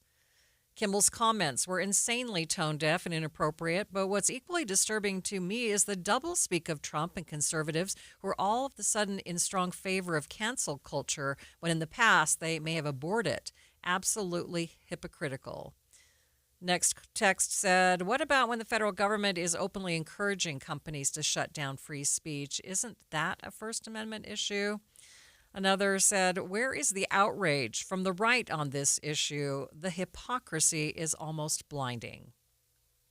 Stay with us. We'll be back with more in just 60 seconds. Get in the zone, AutoZone. Summer's almost over, but the heat is pressing on. If you've got battery trouble, stop by AutoZone for free battery testing. It may just need a charge, and we'll do that for free too. If you do need a battery, we've got options starting at just $89.99. And we'll recycle your old battery for free. Now that's a strong start. Don't miss the end of summer sale, now at AutoZone until September 22nd. Get in the zone, AutoZone. Restrictions apply. Ready to order? Yes. We're earning unlimited 3% cash back on dining and entertainment with the Capital One Saver card, so let's just get one of everything. Everything? Fire everything. The Capital One Saver card is at table 27 and they're earning unlimited 3% cash back. Yes, Chef! This is so nice. Had a feeling you'd want 3% cash back on dessert. Ooh, tiramisu. Earn unlimited 3% cash back on dining and entertainment with the Capital One Saver card. Capital One, what's in your wallet? Terms apply. See CapitalOne.com for details. Charlie Kirk's widow, Erica, will be the new head of her late husband's organization. Turning Point USA named her the new CEO today. The organization posted on X that Charlie made it known in prior discussions that this is what he wanted in the event of his death. In Erica's remarks after her husband's death, she vowed to continue her husband's work and his legacy. This morning, in a joint press conference with the British Prime Minister, President Trump spoke about Charlie Kirk. Addressing the people of the United Kingdom, the president said he had high hopes for Kirk's political future, telling him that one day he could very likely be president. Just last week, a great American, Charlie Kirk, was heinously assassinated for speaking his mind. He was a great young man, credible future. Some people said he might be president someday. I told him, I said, Charlie, I think you have a good shot someday at being president. And he just wanted to take care of youth. He loved youth. I've never seen anybody relate to youth like Charlie, and they related to him, and they're devastated. But I appreciate the many British citizens who have offered their condolences. And again, Charlie was a great person. We'll be going out to a service on Sunday. I'll be leaving with some of the people in this room just to celebrate Charlie and all that he's done. So incredible. Never seen anything like it. But both President Trump and First Lady Melania Trump are in the UK for an historic state visit. Congressman Mike Kennedy is pushing ahead with a House resolution condemning the assassination of Charlie Kirk. It also calls for honoring Kirk's legacy while also reaffirming Congress's commitment to free speech.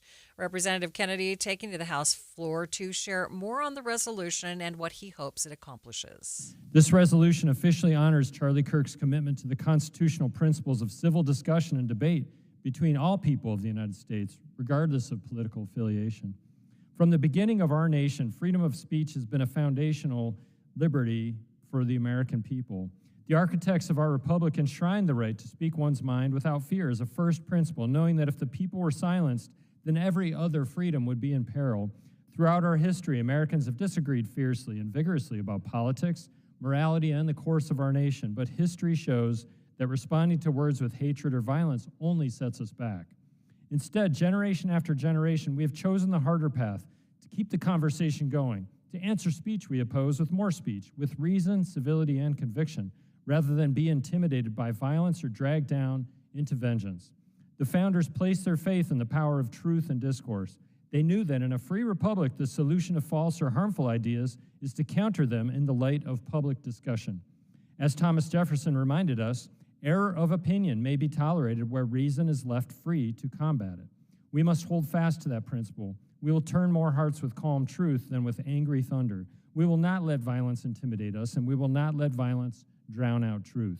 Every great struggle for justice, every step forward for our nation, and even its very survival has relied on the ability of courageous voices to speak out and enlighten the people.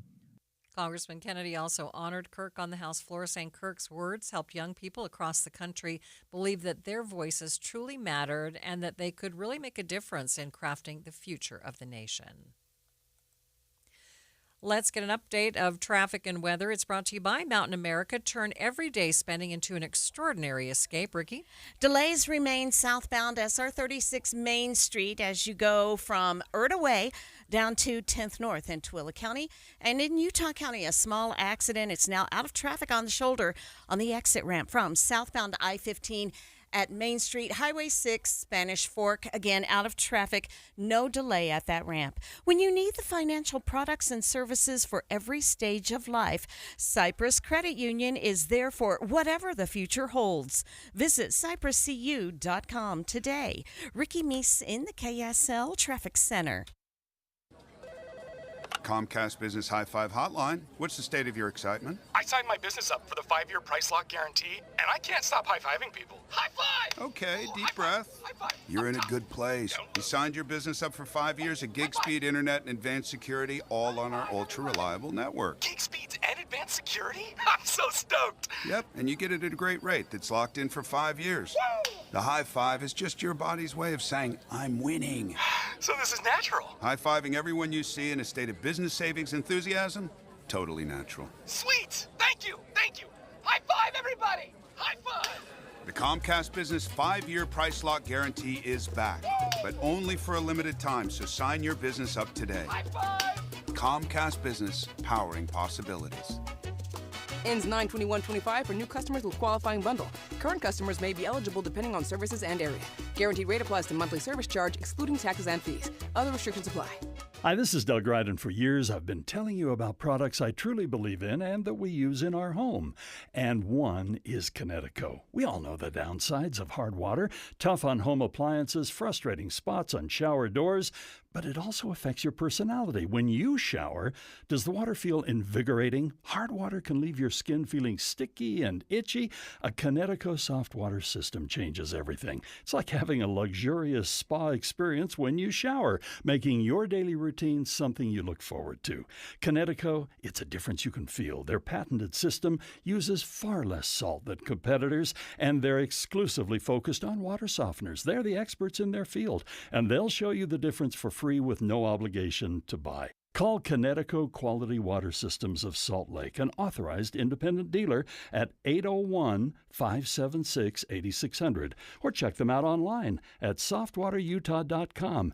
Start enjoying your water. Spoil yourself every day. There's no better place to fall in love with fall than Logan, Utah. Honestly, it's kind of hard to imagine fall right now because it's been so blasted hot this summer. But I promise Logan is the place for cooler temperatures and even cooler events. You absolutely have to come to the Center Street Giant Pumpkin Festival September 27th. These ain't your mama's pumpkins, although I don't really know what that means. But anyway, last year, the record-breaking gourd tipped in at over 2,100 pounds. That's more than 3 grand pianos. Professional pumpkin carvers, family scavenger hunt, activities for kids, live music, more than 100 vendors, and fantastic fall fun. Coming up, we've got the American West Heritage Center's Fall Harvest Festival, the North Logan Pumpkin Walk, 2 giant corn mazes that may or may not be haunted, concerts, historic downtown ghost tours, and more. Don't even ask me when the leaves will be turning, because at this point, your guess is as good as mine. But it doesn't matter, because whenever you come to Logan, it's always beautiful. Visit explorelogan.com to plan your autumn adventures today. explorelogan.com. Emergency medical unit, respond to 102 Maple Avenue, possible stroke victim. When stroke occurs, you have 60 minutes to win or lose the race of your life. There are new treatments, but you must get to a hospital fast. If you suddenly feel weakness on one side, have trouble speaking, walking, or seeing, it could be a stroke. Call 911. Get to a hospital. Because how you spend the next 60 minutes could determine how you spend the rest of your life. Stroke. Know the signs. Act in time. A message from the National Institute of Neurological Disorders and Stroke. You're listening to Midday. I'm Maria Shilaos. We're streaming on the KSL News Radio app, sponsored by At Your Service Pros. A committee handpicked by the nation's new Health and Human Services Secretary is weighing changes to the nation's childhood vaccines. The move comes as Secretary Robert F. Kennedy takes heat from lawmakers over his ousting of his newly confirmed CDC director, Susan Menares. I asked her, "Are you a trustworthy person?" And she said no. Menares appearing before a Senate committee this week to tell her side of the story.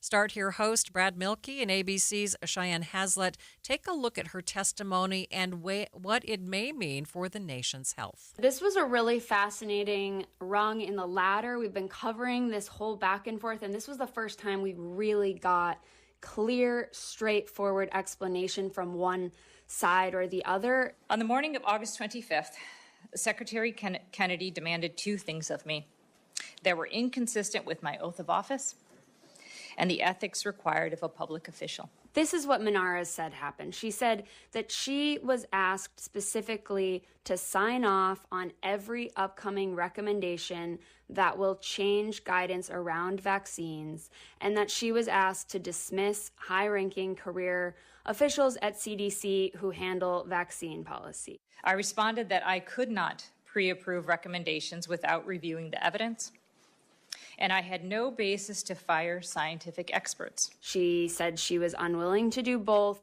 He told me he had already spoken with the White House several times about having me removed. Kennedy asked her to resign, and she said that she wouldn't if he didn't trust her, that he could fire her. In her testimony, Menares said she wanted to follow the science, the evidence behind vaccine success.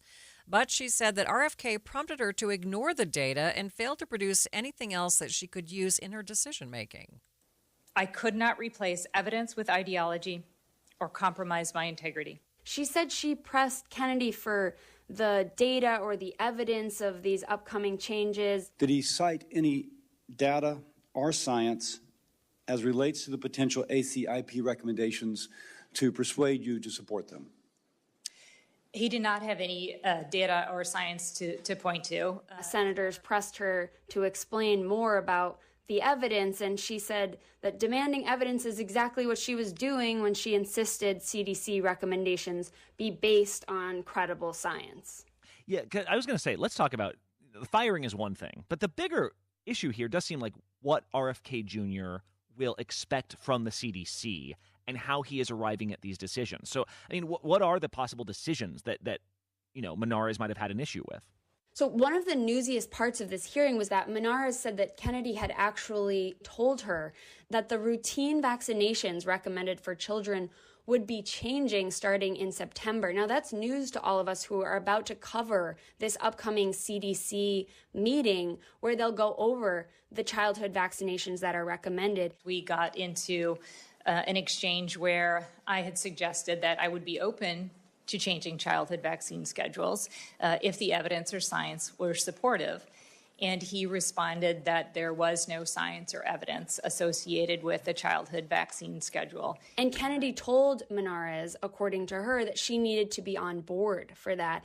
And she was asked more specifically by the Republican chair of the committee if Kennedy had talked to the president about this. And she said that Kennedy told her he speaks to the president practically every day about changing the childhood vaccine schedule, which is just what the CDC calls that group of vaccines that were recommended that we often get at our pediatrician when we're young. How did lawmakers react to all this?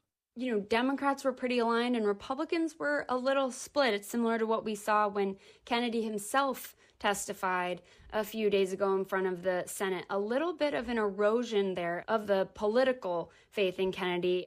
I noticed that you immediately called our chairman. There was one Republican who was going after Menares for going directly to Cassidy after she'd had a talking to from Kennedy and alerting Cassidy to what she expected was going to happen, that she was going to be fired or forced to resign.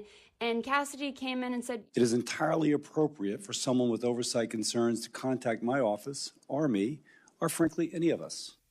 A spokesperson for the Department of Health and Human Services says Menares was tasked with restoring the CDC to its core mission to restore trust in the institution, but refused to do so. It's 1:30, midday at KSL News Radio. I'm Maria Shilaos. Some of the stories we are watching this hour. A renewed push from the state to expand access to glass recycling services in the state. More details coming to light on a proposed homeless campus, including a new accountability center. And KSL traffic, Ricky. Delays remain southbound Main Street in Tooele County. Maria? Looking for a high today and tomorrow near 83 degrees, staying in the low 80s for the next few days. ABC News is next. ABC News, I'm Michelle Franzen. The newly formed CDC Vaccine Advisory Panel meeting today and tomorrow, reviewing recommendations and setting up to vote on vaccines for children. ABC News medical correspondent Dr. Darian Sutton says there's concerns if accessibility is restricted for some vaccines, as they have earlier indicated. With these changes that have that are possibly going to happen later this afternoon, that will cause confusion among many parents who are coming into the hospital, coming into clinics, asking the question, how can my child benefit from these vaccines? And I fear that changing the way that these vaccines are done without adequate information leads many parents to feeling confused and erodes the trust. In York County, Pennsylvania, 3 detectives are dead, 2 officers injured after trying to serve a warrant yesterday. Authorities at a briefing say the shooter is also dead and officers were responding to a domestic call. President Trump says a deal is close on TikTok to keep the app running in the U.S. He's expected to finalize details with China's leader. This is ABC News. Time now for KSL's top local story. A Utah man has been arrested after police accused him of driving a refrigerated semi-trailer from Emery County to Utah County with 2 young girls inside the trailer. Utah Highway Patrol says they started inspecting the trailer after they say it caused that huge crash that shut down I-15 in Linden yesterday. Arrest documents say when a trooper looked at the back of the trailer, he saw a pair of eyes looking back at him. Lieutenant Clay Morgan tells me when they asked the driver about that, the driver at first kind of almost like ignored him, but kind of acted like he didn't know. He turned and looked at the passenger, and then he turned back around and said there's a couple girls in there. The 14-year-old and 12-year-old girls in the back were found in hoodies with no phones or a way to get out on their own, and the thermostat of the trailer, investigators say, was set at 30 degrees. At first, Morgan says they thought this was a case of human trafficking, but later found out that was not the case. There was enough evidence there that we do feel like they were part of this family. Morgan tells me all 4 people in the truck were half-siblings who were coming up to visit a family member in Salt Lake. The girls are okay, and they left with a family member from Davis County. The man accused of driving the trailer, 28-year-old Jacob Ortel Scott, has been booked into the Utah County Jail on suspicion of reckless, aggravated child abuse. Adam Small, KSL News Radio. Other local stories KSL is following. Utah is one of 7 states filing a lawsuit against Ticketmaster and its parent company, Live Nation, claiming the company uses unfair ticketing practices. KSL News Radio's Alexandria Bonilla reports. The lawsuit claims the company uses bait-and-switch techniques, advertising low prices but tacking on fees later, averaging 24 to 44% of the ticket price. It alleges the company made $16.4 billion in these fees from 2019 to 2024. The lawsuit also claims Ticketmaster works with scalpers to sell mass amounts of tickets, way more than the stated limit, and allows the secondary markets to sell them for way more than what they bought them for. The FTC is filing the lawsuit with the 7 states. A tattoo a day keeps the doctor away, or at least skin cancer, according to what researchers are saying, and they aren't sure why. KSL News Radio's Brianna Willis has more. You don't need to be covered in them, but if you have more than one, researchers at the University of Utah say there's a lower chance of getting skin cancer. The lead researcher says she was surprised by the results since they started the study assuming more tattoos would mean a greater risk for cancer. They aren't sure why people with multiple tattoos are getting less cancer and say for now, it's probably a good idea to not rush in for a session right away until more studies are done. Researchers found people who have only one tattoo actually have a higher risk of skin cancer. Taking a look at your money at this moment, the Dow up by 97 points, sitting at 46,114. S&P 500 up by 32. The NASDAQ up by nearly a full percent, up 213 points. Traffic and weather, it's brought to you by Mountain America. Turn everyday spending into an extraordinary escape. Ricky? Freeway traffic in good shape. In Tooele County, delays remain southbound on Main Street between Erta Way and 10th North. And then we have this small accident in Utah County on the exit ramp at the Highway 6 junction from southbound I-15 in Spanish Fork. The BYU Department of Dance presents World of Dance, featuring BYU's finest ballroom, contemporary, ballet, Native American, and folk dance ensembles. September 25th through 27th at the Marriott Center. Tickets at BYUOnStage.com. Ricky Meese in the KSL Traffic Center. High temperatures near 80 for the next few days. A 30% chance of showers on Saturday, 20% chance on Sunday. 77 degrees at the KSL Common Spirit Health Studios.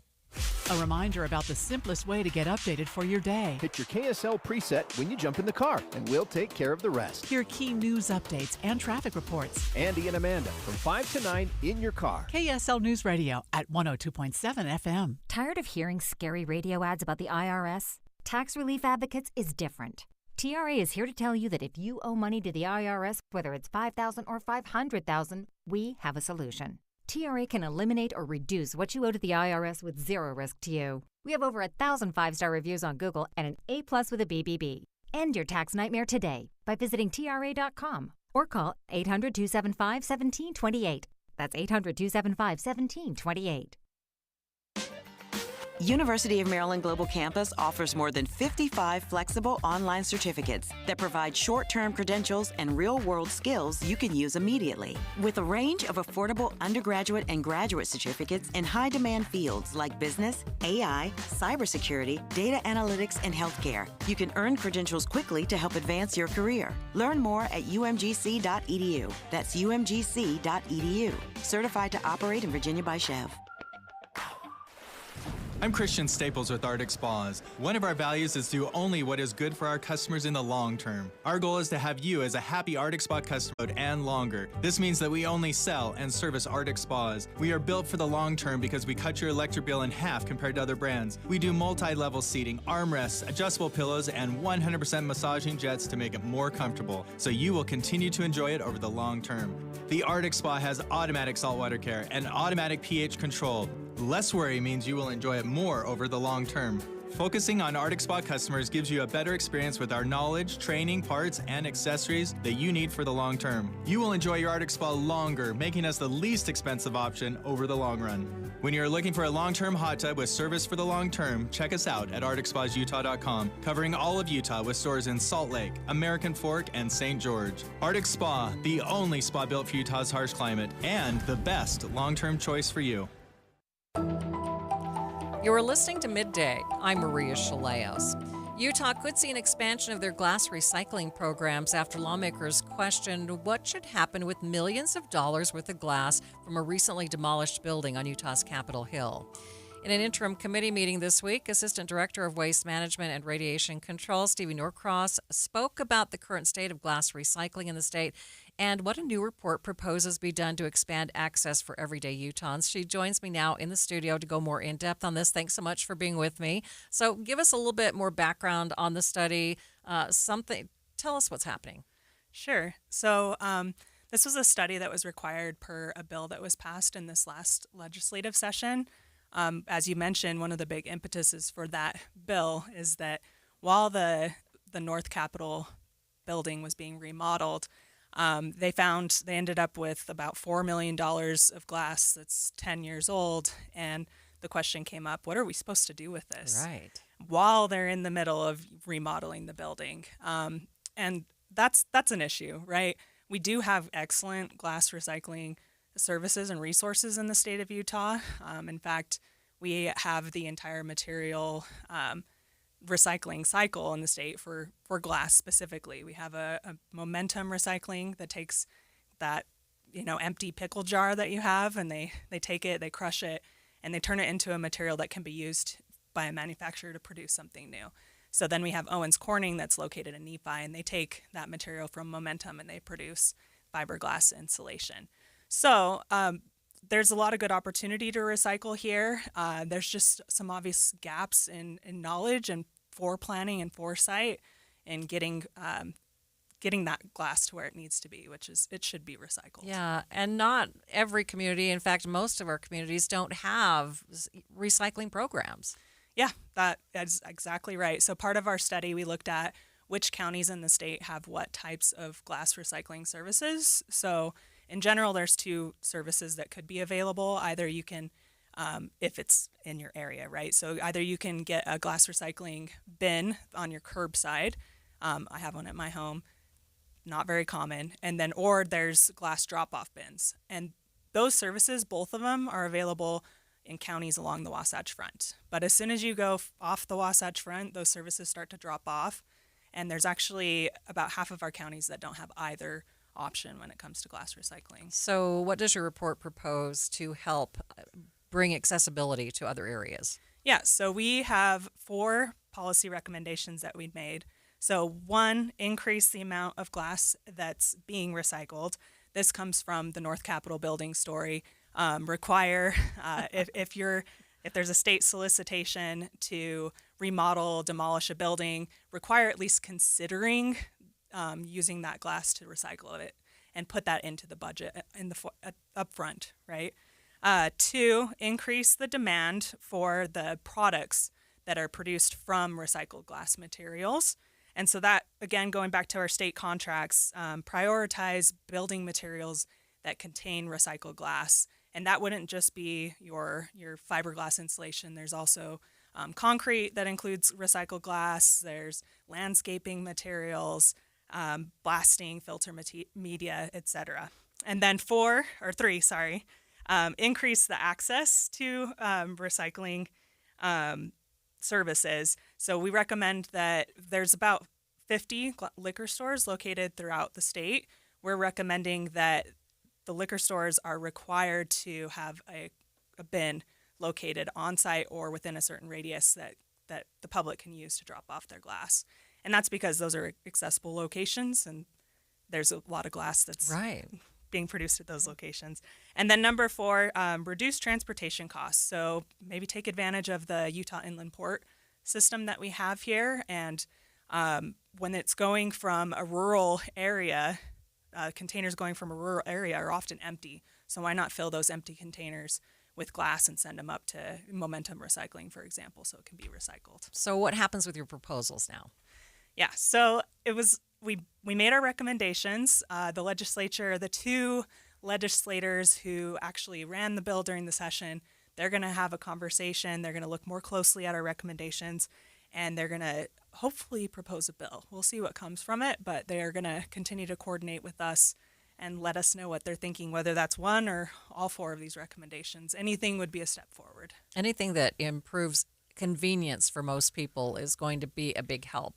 I mean, I know my community, I have to drive a ways to recycle glass. And do I do that? Not often, but I still recycle everything else that goes in my bin, right? That when they come and pick it up every week. So it's all about convenience. Absolutely. Yeah, and I would also say public trust in the system. I think there are people that think their recyclables end up in the landfill, and that's just not the case. And if you ever question that, go to one of these facilities, see what they do, see how they sort the materials, how do they crush the glass, and where does it end up, because you can do that here in Utah. We have those recyclers. Yeah, I think there's also been a lot of confusion about what can and cannot be recycled. So people sometimes think that, hey, I don't think any of my stuff's getting recycled. Yeah.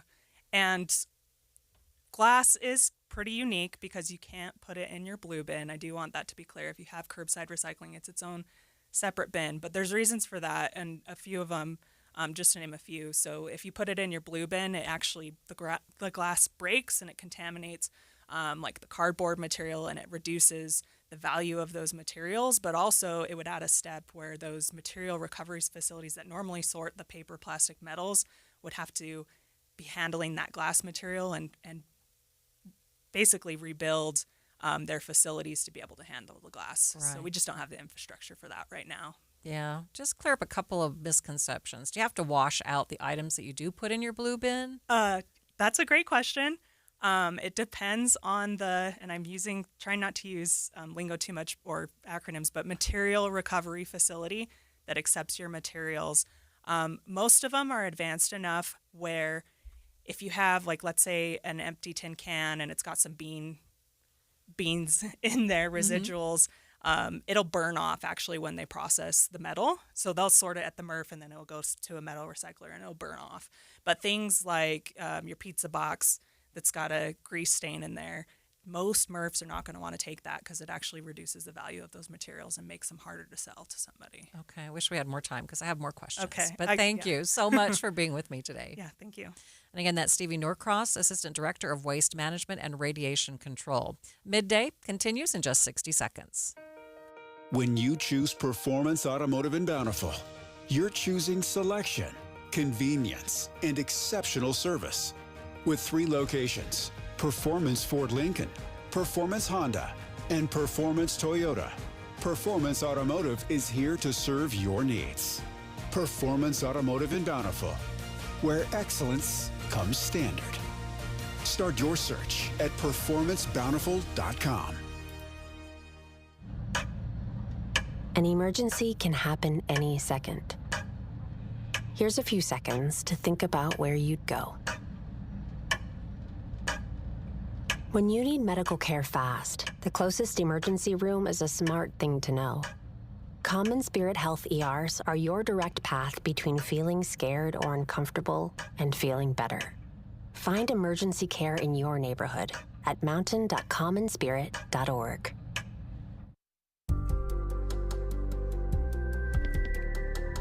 State lawmakers are sharing more plans about the proposed homeless campus that could be coming to the northwest part of Salt Lake City. In a presentation before the Health and Human Services Interim Committee this week, Chair of the Utah Homeless Services Board, Randy Shumway, revealed details on what he's calling an accountability center. This would be a kind of treatment center where entry and exit are not voluntary. I am recommending that we create a secure residential placement facility. This is an accountability center. An individual would be sanctioned to go there. It would not be voluntary. They would be there for a period of probably 90 days with the opportunity to detox in order to get mental and behavioral health care, to get substance use disorder support, to get physical health care, and to be surrounded by a community that's helping them in healing. And upon graduation, we would move them to a medium barrier facility and help them continue that journey of healing, but that it be wrapped around with state code. Representative Elison has worked on this. Thanks, Representative Elison has advocated in the past for some consistent community care expectations and enforcement. And that we increasingly consider pay for performance, not pay for activities. Shumway says this center would be just one way many groups can come together to support the homeless community with this new homeless campus. Engage in the business of helping individuals heal, moving along the pathway to human thriving, and that we migrate out of the business of permissiveness. I recently heard the statement that compassion without accountability, without expectations is indifference. Expectations without compassion harshness. We are in the business of combining compassion with expectations. So I would proffer that there is a way in which we can design this campus that creates an environment for those who don't have the ability to change to be civilly committed, and from the President's executive order, and we are in close communication with HUD, we have a high degree of confidence that we can co-locate a certified community behavioral health facility there, 300 to 400 beds that would be reimbursed by Medicaid PPS. The plan calls for a centralized resource and treatment campus to be built north of Salt Lake City International Airport. State Representative Jennifer Daly-Provo says that with this new homeless campus, she doesn't want the state to abandon the facilities we already have. I wonder if it's not necessarily inefficiencies, but underinvestment in the infrastructure that we do have. Daly-Provo says she's also worried about the location of the new campus being so far away from other resources. Shumway also told the interim committee that the state needs more people who are trained to help with the homeless community in things like mental health and job readiness.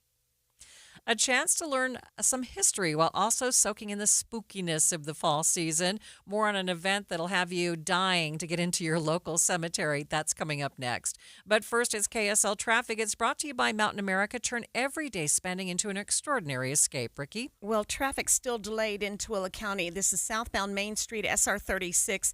And it's at a crawl or a standstill at times. These backups start after Erta Way down to 10th North. Valley Freeway traffic in good shape, but downtown drivers, a couple of problems. Another accident at 4th South, 5th West. And then the final cleanup of a crash at 3rd West, just south of 1800 South. No matter the weather, your feet can feel fantastic. Find the Good Feet location nearest you at goodfeet.com. Ricky Meese in the KSL Traffic Center. 1847. Our home Utah takes shape. A century later, Utah's home champion is born. Since 1947, Whipple Service Champions has earned the trust of over 250,000 Utah homeowners, with techs who rise above to deliver award-winning heating, cooling, plumbing, and electrical. Championing the spirit of 47, Whipple is offering $47 off any home repair or service, including drain clearings. Act now and call Whipple Service Champions at 801-896-1947 for the win today. The KSL News Radio Movie Show comes to My Hearing Centers Friday from 10 to 1. But first, discover what My Hearing Centers can do for you. My Hearing Centers uses advanced technology to diagnose and treat hearing loss. These comprehensive evaluations determine the best treatment options. Then enjoy lifetime support with regular check-ins, cleaning, and maintenance. Call My Hearing Centers at 801-701-1629. 801-701-1629 for more details. My Hearing Centers has offices from Ogden to St. George. More than 50 million Americans suffer from a form of mental illness. And Utah isn't immune, with nearly 1 in 3 people dealing with anxiety, depression, or another form of mental illness. But there's hope. We can all take action to keep ourselves and our loved ones safe. That's why KSL has teamed with the Huntsman Mental Health Foundation to bring you hope and help you thrive. It's Healthy Mind Matters. Find out more at healthymindmatters.com. You're listening to Leaf Filter Radio, and the guru of gutter protection himself, Chris Coonahan, is here to take your most pressing leaf-related questions. Hey, everybody, Chris here. I understand we have Ron on the line. Ron, where are you calling from? Uh-oh. Ron, are you calling from a ladder? Well, I was. I wanted to ask Chris what I need to do to get my gutters ready to have Leaf Filter installed. Oh, Ron, you don't have to do anything. A Leaf Filter Trusted Pro will come out and clean out your gutters, realign and seal your gutters, and install Leaf Filter, America's #1 gutter protection system. So I didn't need to get on this ladder? Ron, Leaf Filter Trusted Pros are in your neighborhood and ready to help. Just visit leaffilter.com/deal to schedule your free gutter inspection and get up to 30% off. Thank goodness. What was that site? That's leaffilter.com/deal for your free gutter inspection today. See representative for warranty details. Promotion is 20% off plus a 10% senior or military discount. 1 discount per household. At Peach Windows and Doors, they help homeowners stay in the homes they love while upgrading to the elegance, efficiency, and natural light of today. With hundreds of 5-star Google reviews, their clients know Peach Windows and Doors deliver what they promise. I wanted to replace standard-sized French doors with a large custom sliding door. The update required checking a weight-bearing wall. Plus, I wanted a couple of different styles of windows. The new sliding door created a much brighter and open look. Peach was so helpful along the way with recommendations and ideas, and the installers were efficient and respectful of my space. I was thrilled with Peach Windows and Doors. Give your $1 million home the $1 million feel it deserves. Don't wait on that someday project. Visit Peach Windows and Doors Salt Lake Showroom. Schedule a free in-home visit. You can also explore at peachwindowsanddoors.com or just call them at 801-566-1255. Peach Windows and Doors, where amazing home transformations begin. The Management Minute is a service of the MBA program in the John M. Huntsman School of Business at Utah State University. I'm Professor Scott Hammond. Nothing since the invention of the internet will change how we do business more than the AI revolution. Both good and bad, but certainly significant.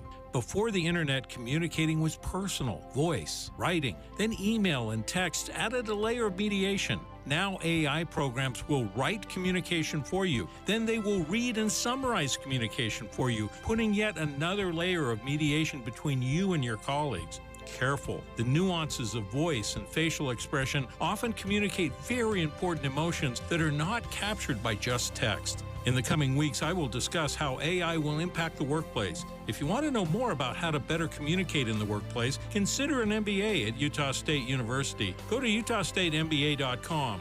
That's utahstatemba.com. I'm Scott Hammond. Hope to see you in one of our classes. This is Midday. I'm Maria Shilaos. As spooky season approaches, a lot of people turn their attention to scarier things.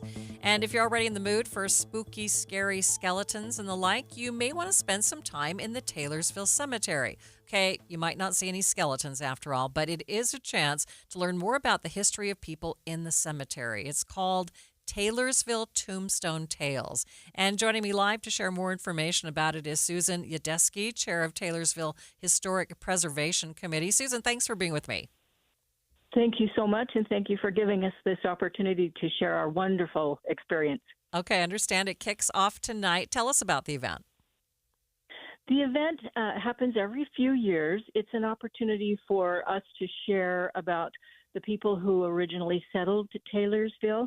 We've done this, will be our sixth time. So over the last 27 years, we've done it every 4 or 5 years. Gives us a chance to highlight the history of our community. But this year, we're actually doing a couple of more recent pioneers.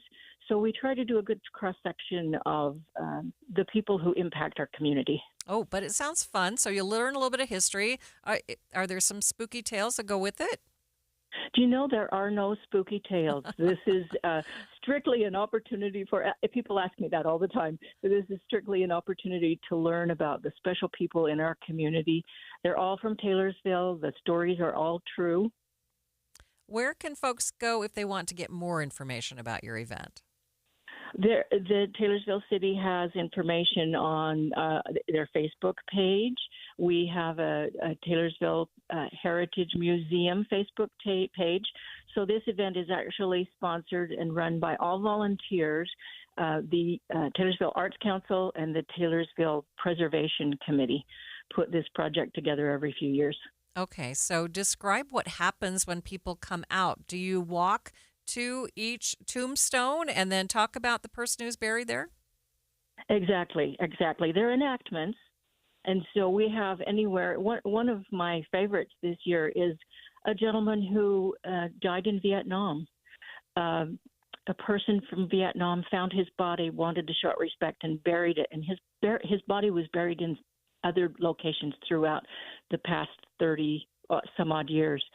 And finally his remains were found, and they were able to bring him here to Utah, buried in the Taylorsville Cemetery. So he and his mother tell his story. We're doing one from the Martin Handcart Company, so way back when. And we're doing a recent one. A gentleman just died, and his wife did many, many years of cancer participation research so that her children would not have to experience cancer like she did. So a wide cross-section of stories, and again, they're all true. So enactments, what does it take to put something like this on? It is a lot of work. I've been so lucky to be able to act in every single one. Every time we've done it, we've done new individuals. But this year, I've decided to reenact the first person that I did, and that's the lady from the Martin Handcart Company. So 27 years later, I'm doing that same person. I've been able to do relatives. So many of our actors, many of our participants, our volunteers are all people who have ancestry from the Taylorsville community, or people who just love being in Taylorsville and love participating. As I said, it's all volunteer, and so there's a lot of script writing. We do our own lighting. We write grants to be able to get money to be able to pay for our projects. Everyone gets to go home with a free program, and in that program they'll see other events that we'll be doing for the remainder of the year that they can participate in as well. And most of Taylorsville's projects like this are free to the public. What a wonderful way to preserve history. So it kicks off tonight. Give us just the basics, time and how people get involved. Okay, people will be able to park at Eisenhower Junior High, which is just a few blocks away. Those who are able will just walk up to the cemetery. We will have a van that will be able to transport those who have special needs and are not able to walk. And then they will walk from tombstone to tombstone, as you mentioned. We do have seating at each location, so they'll be able to sit as the presentation goes on. We'll take groups probably about every 20 minutes. And so the last group coming from the junior high will be at 8:30. We'll finish that last group of guests, and then we'll be finished by 9 o'clock. Susan, thank you so much. So 6:30 to 9. Great. Yeah, thank you. Susan Udesky, chair of Taylorsville's Historic Preservation Committee. KSL FM Midvale, KSL Salt Lake City.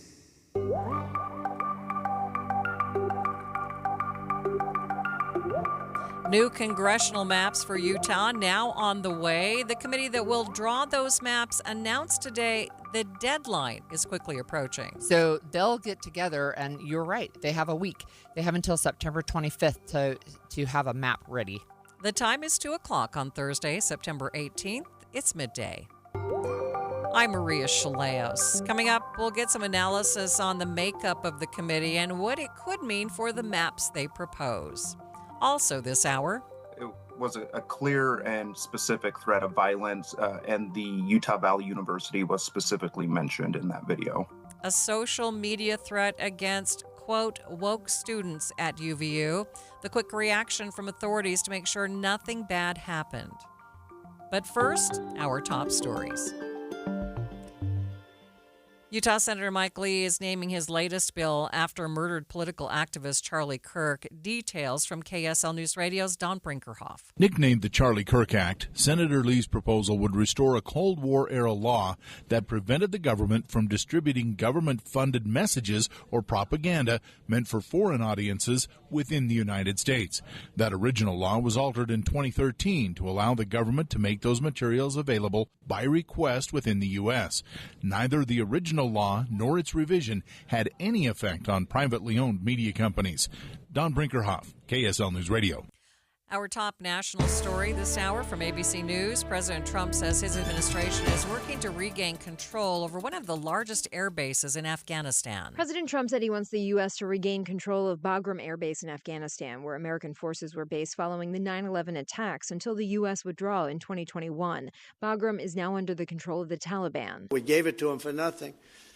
We're trying to get it back, by the way. But the president gave no specifics on how exactly the U.S. would gain control of the base. He did indicate there were strategic reasons for why he was pushing this, saying today that it's an hour away from where China is making its nuclear weapons. Karen Travers, ABC News, the White House. More than 400,000 Palestinians are evacuating Gaza City as Israeli forces continue their ground operation. We spoke to a Canadian doctor who's currently in Nasser Hospital in southern Gaza late last night. He's based in New York, normally working there. He says there is no safe place in Gaza because he says that he's treated within the last 24 hours or so casualties who were in so-called green zones who he says had been blown up. That is ABC News foreign correspondent Tom Sufi-Burridge. Other national news KSL is following. Erica Kirk, the widow of Charlie Kirk, will be the new head of her husband's organization. Turning Point USA has named her the new CEO. The organization posted on X today that Charlie made it known in prior discussions that this is what he wanted in the event of his death. In Erica's remarks after her husband's death, she vowed to continue her husband's work and his legacy. Taking a look at your money at this moment, at the close, the Dow up by 123 points, more than 0.25%, sitting at 46,142. S&P up by 31 points, the NASDAQ up by 209 points. Traffic and weather, it's brought to you by Mountain America. Turn everyday spending into an extraordinary escape. We now have some emergency traffic coverage. What's going on, Ricky? I'm afraid we have a rolled semi. This crash is in Box Elder County, and it is blocking all lanes of travel on I-15. This is going northbound near the Honeyville area. If you're on your way through that stretch, be aware the ramp goes right by this accident. The ramp is open, but no other traffic getting through, and delays are starting to stack up very, very quickly on the northbound side of I-15. Again, this is as you're approaching the Honeyville area, which is well after Corinne. If you're traveling northbound I-15, it's the delays are mostly there, but people, once again, on the southbound side are slowing down to take a look, and I don't believe there are any lanes affected on that southbound side of I-15 at the crash site. Fill up your bucket list in Box Elder County. History, recreation, and wildlife, and excellent dining and shopping await you. Learn more at visitboxeldercounty.com. Ricky Meese in the KSL Traffic Center. Highs in the low 80s for the next few days. Our next chance of showers, a 10% chance tomorrow, but 30% chance on Saturday and 20% on Sunday. 77 degrees at the KSL Common Spirit Health Studios.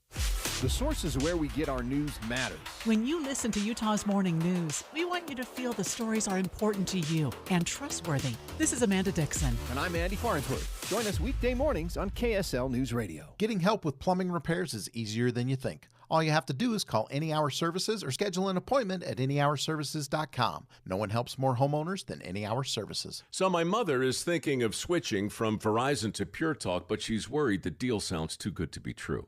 Michael, she said, how can those Pure Talk people offer me the same basic service as Verizon for so much less money? I said, Mom, go ask Google how much Verizon spends on advertising and promotion. A few seconds later, my mother said, oh my goodness, $12 billion a year? That must be a typo. I'll tell you what I told my mom. It's not a typo.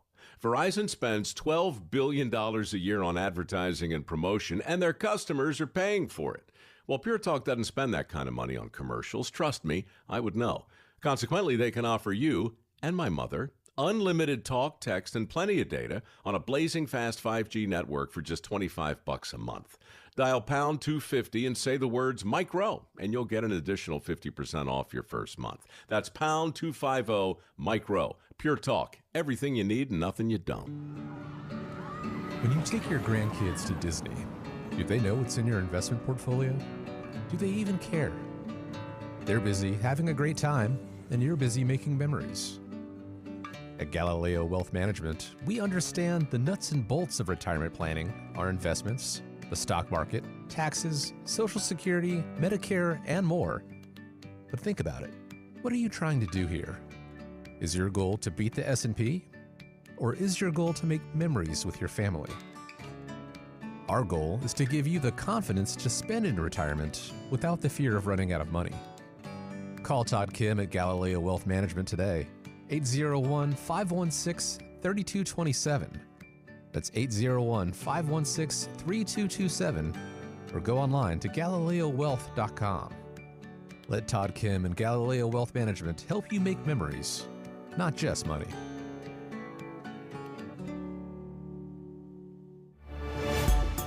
Thanks for tuning into Midday. I'm Maria Shilaos. The state legislature has selected the 10 lawmakers it believes should oversee the latest congressional redistricting maps. The committee includes 8 Republicans and 2 Democrats. It will be chaired by Republican State Senator Scott Sandell and Republican State Representative Candace Perucci. Of note is that 5 of the members of this new committee served on the last committee that drew up the current maps, which were deemed illegal by the courts. Last month, Judge Diana Gibson ruled that the maps created in 2021 could no longer be used because they didn't meet the standards outlined by Proposition 4, which voters approved in 2018. That created an independent redistricting committee, but the proposition was blocked and a substitute accepted by the legislature instead. Now the legislature has until September 25th to produce a draft of a new map and provide the public with 10 days to comment. Judge Gibson would then either need to approve the map submitted by the legislature or select a map submitted by the plaintiffs in the case instead. So now that we know who is on the committee, what might we expect to see in the next map? For this discussion, let's bring in Inside Sources co-host Holly Richardson. And Holly, what do you make of this new committee? I think it's great. These are people who have been around. They participated last time, and this would have been right after the last census. But they have a week, right, to come up with maps that meet the criteria of Prop 4. That's where we get the discussion. And so next Thursday, those maps will be available for the public to comment on. What they'll do, I'm assuming, is they're going to meet a lot in between now and then. But in any case, they will be working on drawing a map that will meet the criteria set up by the judge. So what do you foresee in this map? How much different does it need to be from what they submitted before? Criteria said that they, for Proposition 4, and this was one that was passed. I am afraid that we are losing Holly. Holly, we are going to reconnect with you and come back in just a moment. Let's take a break. We'll be right back in 60 seconds. I'm still going for it, even with higher stroke risk from atrial fibrillation, an irregular heartbeat not caused by a heart valve problem. Over a 3-year study, Eliquis apixaban tablets reduce stroke risk better than warfarin, and over 97% of Eliquis patients did not experience a stroke. A first stroke occurred in 2.9% of warfarin patients versus 2.3% of Eliquis patients. Don't stop prescription Eliquis without asking your doctor. Stroke risk may increase. Eliquis can cause serious and potentially fatal bleeding. Don't take if you have an artificial heart valve, abnormal bleeding, or antiphospholipid syndrome. While taking, you may bruise more easily or bleed longer. A spinal injection increases blood clot risk, which may cause paralysis. Get medical help right away for unexpected bleeding or bruising, or back pain, tingling, numbness, muscle weakness, or incontinence. Aspirin products, NSAIDs, SSRIs, SNRIs, and blood thinners increase bleeding risk. Tell your doctor about planned medical or dental procedures. Learn more at Eliquis.com or call 1-855-ELIQUIS. Thanks for joining us for Midday. When we took a break, we were talking about redistricting, having the conversation with Holly Richardson, who is the co-host of Inside Sources, and we were talking about this committee that's been formed and the new maps that they now need to draw. And I asked you, Holly, what you see as being, what will be different about this new map? Okay, so what is going to be different is they are going to have to take into consideration the guidelines put in place by Prop 4 passed by the voters of Utah in 2018. And that includes keeping communities together and counties together as much as possible, also contiguous, right, and compact. And that's one of the issues that they're facing. So right now we have a district that goes from Bountiful to St. George that's not very compact. But we also have Salt Lake City is actually too small to be one entire district, but Salt Lake County is too big to be one entire district. So we know there will be some splitting, but they're not supposed to take into account where there are heavier concentrations of either Democrats or Republicans. You're not supposed to take that into consideration as well. Okay, this is a pretty tight deadline that's looming. Are they going to be able to make it? Yeah, I think they will. So they went through this process before, but there's a lot of help with AI. I mean, certainly that can be helpful. They had a number of maps that they were looking at as a legislature. And then, of course, the plaintiffs, in this case, the people who came out of the Independent Redistricting Commission, they had maps that they proposed. And I suspect that they will submit the same maps back to the judge on their side. Okay, we have been hearing about issues with redistricting. It's not just a Utah thing that's going on. We've heard about this around the country. Kind of give us your analysis and insights into why this problem continues to affect us here in Utah and across the country. It's actually different than what's affecting us across the country. So in Utah, this came about because of a citizens proposition that passed in 2018 and then a lawsuit that was filed. It just happens to come at the same time that the Trump administration asked Texas to redraw their maps to give him 5 additional Republican seats. So it sounds like the same issue, and it tangentially is because it touches on redistricting, but it's really not the same issue. It's not trying to redraw to favor one party or disfavor another. Okay, well, Holly, we appreciate your insight. Thanks for joining me. My pleasure. And that is the host of Inside Sources, Holly Richardson. We're going to take a break and be right back. For over 22 years, speaking on business on KSL News Radio has been a beloved tradition, celebrating our heroic business leaders and Utah consumers who have helped build one of the strongest state economies in the nation. Now, under the stewardship of the Salt Lake Chamber and hosted by Chamber President and CEO Derek Miller, the program continues to shine a spotlight on those who make Utah's business environment dynamic and thriving. With his expertise and passion, Derek brings the stories of our business community to life. As part of the Salt Lake Chamber, Speaking on Business is proud to continue its legacy of highlighting inspiring stories, trends, and special guests. Support Utah businesses now and be part of Utah's thriving economy. More information can be found at slchamber.com. That's slchamber.com. Thank you for joining us for Midday. We are waiting for formal charges to be filed against a Pennsylvania man who was arrested after police say that he made a social media video threatening people at Utah Valley University. Here's Summit County Sergeant Skylar Talbot speaking with KSL TV. So on the morning of September 16th, the Summit County Sheriff's Office was alerted by the FBI to a video that had been published to a social media platform online. The video was suspicious to the FBI and was flagged. Our investigators with Summit County did start their own investigation, and using various digital investigative methods, were able to identify the individual suspected of creating and uploading the video. They were able to identify where that individual was staying in Summit County, and they did effect an arrest on him. Talbot says on the video, Blake Rogers is accused of saying that he planned to travel to UVU to kill woke. It was a clear and specific threat of violence, and the Utah Valley University was specifically mentioned in that video. In the probable cause statement, officers say Rogers told them he understood why his video was flagged, but he intended it as a joke.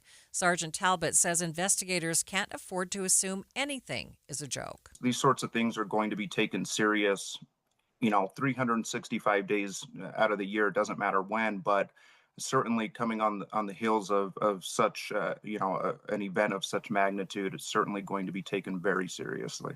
He points out that tensions are high right now, and understandably, investigators are being extra careful. For somebody, a young person, this individual, my understanding is he was actually or is attending school in Pennsylvania, traveled to Utah. I'm not sure when, but was staying with family here in Utah when that arrest was made. And if this was a joke, I'm obviously not sure of that. If it was a joke, though, this individual is now facing some serious consequences. It's something that he'll now have to go through the judicial process, and certainly is innocent until proven guilty. But that's something that he's going to have to face and deal with that I imagine he wasn't expecting to. Talbot says any potential charges could be pretty serious, but that'll be up to a prosecutor to decide. Hindsight is 2020, especially as the Utah legislature looks at a bill that passed through the last legislative session, but that was stripped of a college campus safety assessment. Sponsor of the original bill, Representative Brian Wilcox, told Inside Sources today that it was originally intended to assess the safety of K through 12 schools, but it included some guidance for universities as well. Our K-12 schools are much more vulnerable, so we started there. And the plan is always to address our concerns in higher education, and it starts with getting the assessments done. When we get the assessments done, then we know where our holes are. We know where the vulnerabilities are, and we can begin to address them and draw up a plan. And that's why that was in this year's bill, so that we could get those going. Although the Senate stripped the safety assessment for higher education, Wilcox says universities have been diligent in implementing security measures independently of lawmakers. Now, to be complimentary of the system of higher education, Commissioner Landward and others, they have been working actively with our state security chief to implement those without the legislation. And I love that. I love that they saw the need and have been working on that and appreciative of that. Those efforts have accelerated, as you can imagine, in the last week, as we are all hyper aware now of some of the vulnerabilities that we may face. A suggestion that was brushed off years ago is returned to the table, however, the proposal to arm the teachers of America. Representative Wilcox was asked if we were getting closer to something that wouldn't have gotten a second look just a few years ago. We are much closer. And I think KSL covered a story early when the school started about Washington County. Right. And how successful they've been in identifying the right people and getting them trained. And we've seen this play out, the Appalachia disaster. I've been to Georgia twice in the last year. It happened last September.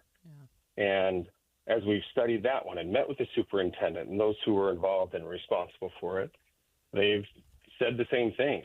But in that case, and I want everybody to understand, three of the most controversial things that we've done, armed response, the Alyssa's Law alert system, and the locks, because they're expensive, like the door locks that lock the doors from the inside in the event of an emergency. All three of those were instant major factors in ending that one. Yeah. The attacker, the murderer, couldn't get back into the classroom because of the door lock. The teacher immediately used the alert system, the same things that we required here, and got an armed response there within 34 seconds. Wow. Instead of the 3 minutes and 51 that it took the Parkland murderer to kill 17 and wound another 17. Right. We lost 4, but the classroom that was compromised was the one next door with the disabled children in it. Yeah. Because it was propped open. And that's back to the training. Many advocates have called for stricter gun control as violence permeates America's schools. But many say other measures, like ones proposed by Representative Wilcox, would be more effective in the long run.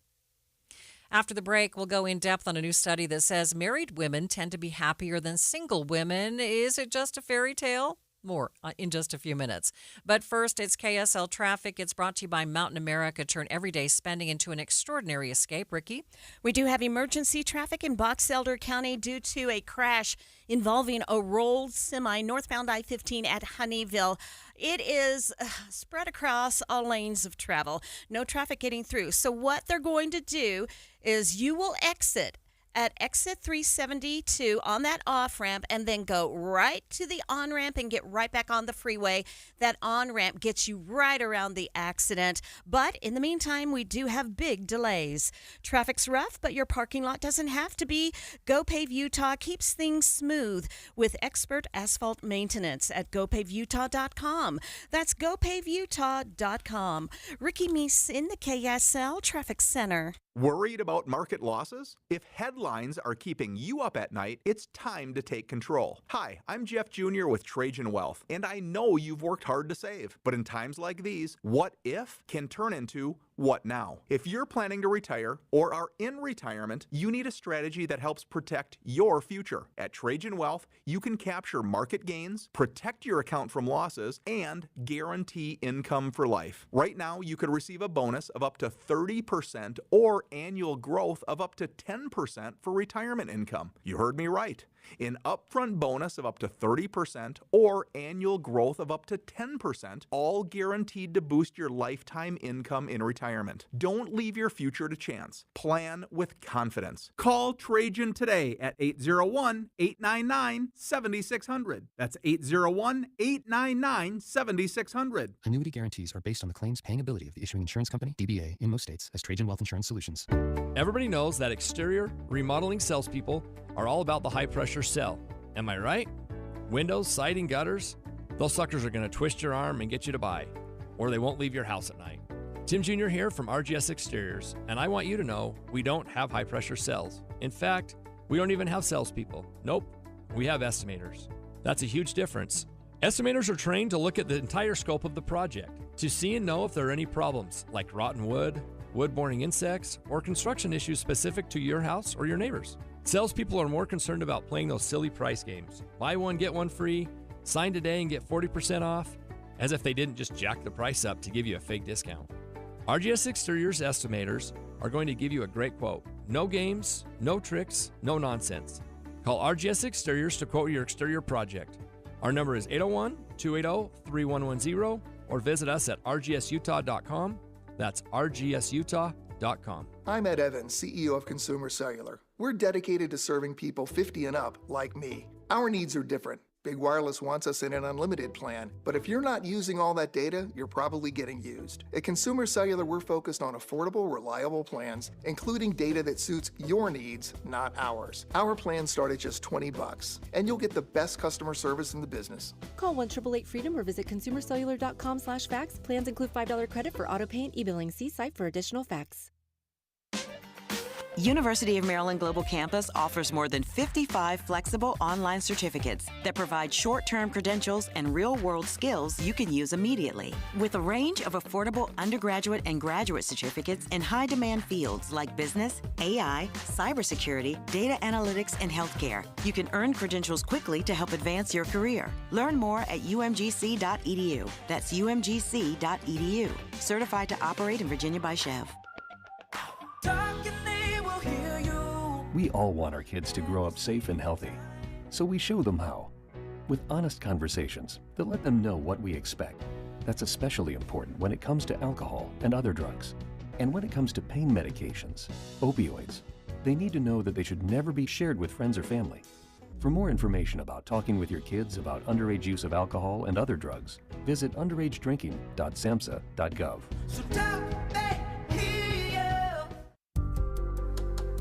You are listening to Midday. I'm Maria Shilaos. We are streaming on the KSL News Radio app, sponsored by At Your Service Pros.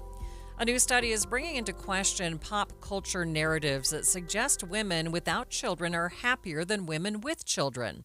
Research by the Wheatley Institute focused on motherhood and happiness. Joining me to talk about the findings, Jeanette Erickson, who is a fellow at the Wheatley Institute and co-author of the study.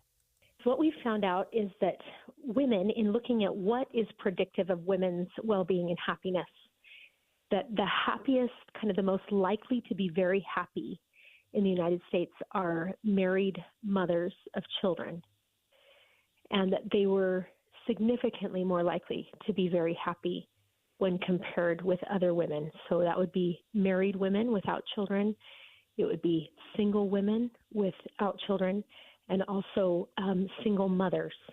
So married mothers with children were just significantly more likely to be very happy. And it was linked to a couple of things. One was women who were mothers were more likely to say their lives had meaning and purpose on a regular basis. And that was whether they were married or not. So single mothers were more likely to say, I feel like my life on a daily basis has a sense of meaning and purpose. We also found that another predictor was that women who were married and had children were more likely to be getting touch, lots of touch, cuddling and holding hands and kissing, these kinds of things that are related to strong relationships. They were more likely to be experiencing that. And we know that that is also linked to a sense of well-being and happiness. Yeah, what does your research say about physical touch and the impacts that it has on emotional resilience? Yes, there's been really great research done in a physiological realm where they can track decreased cortisol and they can track increased oxytocin related to touch. And out of University of Virginia, Jim Cohen's work just shows that holding hands with your spouse causes a decrease in cortisol, an increase in oxytocin, and that builds a sense of resilience. So there's just a sense of emotional well-being just in the experience of physical touch. So this pretty much contradicts what you found here, pretty much contradicts what we have heard in pop culture about women without children being happier. Well, I think we live at a time when relationships are more hard to come by. And yet human beings are really designed for strong relationships. That's what we're meant to be in. And so I think what we find out is, in spite of the narrative, and we find out that the majority of single women perceive that married women are less happy than single women. But in fact, it's the inverse, that married women are happier by a long ways in general. That's not every woman, right? But in general. And so it does counter that narrative that the real happy life is one of being autonomous and free and liberated from relationships. It just shows that there's power in being bound in strong relationships. What do you think this means in the context of declining marriage in both marriage and birth rates in the U.S.? Yeah. Well, I think the story of decreasing birth rates is largely driven by the decrease in marriage. And that what we've seen is just an increasing divide between men and women, and a drop of 60% over the last 40 years in the marriage rate. So you just have a lot more women who are not experiencing marriage, and for people getting married much later in life. So there's a longer period in that single adult before marriage where there's a feeling of kind of being untethered to things, untethered to strong relationships that give meaning and purpose and direction. And so we do have a problem in the challenge of marriage and the decreasing marriage rate, because it has implications in so many aspects of well-being. And I think that's really where the heart of the issue is. How can we facilitate healthy marriage? Any final thoughts for us before I let you go? Just that I think we really are designed for love and connection, and that the more we can strengthen the likelihood that we experience those familial relationships of marriage and family, the more likely it is we are to feel like we are flourishing as human beings. Janet Erickson is a co-author of the study and an associate professor at BYU. It's 2:30 midday at KSL News Radio. Some of the stories we are watching this hour. 2 young girls found in the back of a semi-truck trailer after a crash caused a freeway closure in Utah County. Renewed conversations on censorship and free speech after comedian Jimmy Kimmel was pulled off the airwaves. And KSL traffic, Ricky. Emergency traffic on northbound I-15 in Box Elder County. Maria? Our high temperatures staying in the low 80s. Let's get a look at national news with ABC. ABC News, I'm Michelle Franzen. A CDC advisory panel meeting today and tomorrow to vote on key vaccines for children. Some health experts sounding the alarm and calling on parents to consult with doctors if access to vaccines ended up limited. ABC's Jay O'Brien has more. After an overhaul by HHS Secretary Robert F. Kennedy Jr., the nation's top vaccine advisory panel now weighing critical recommendations on vaccines covering everything from measles to hepatitis B to COVID. Spirit Airlines announced it's planning to cut capacity by 25% starting in November.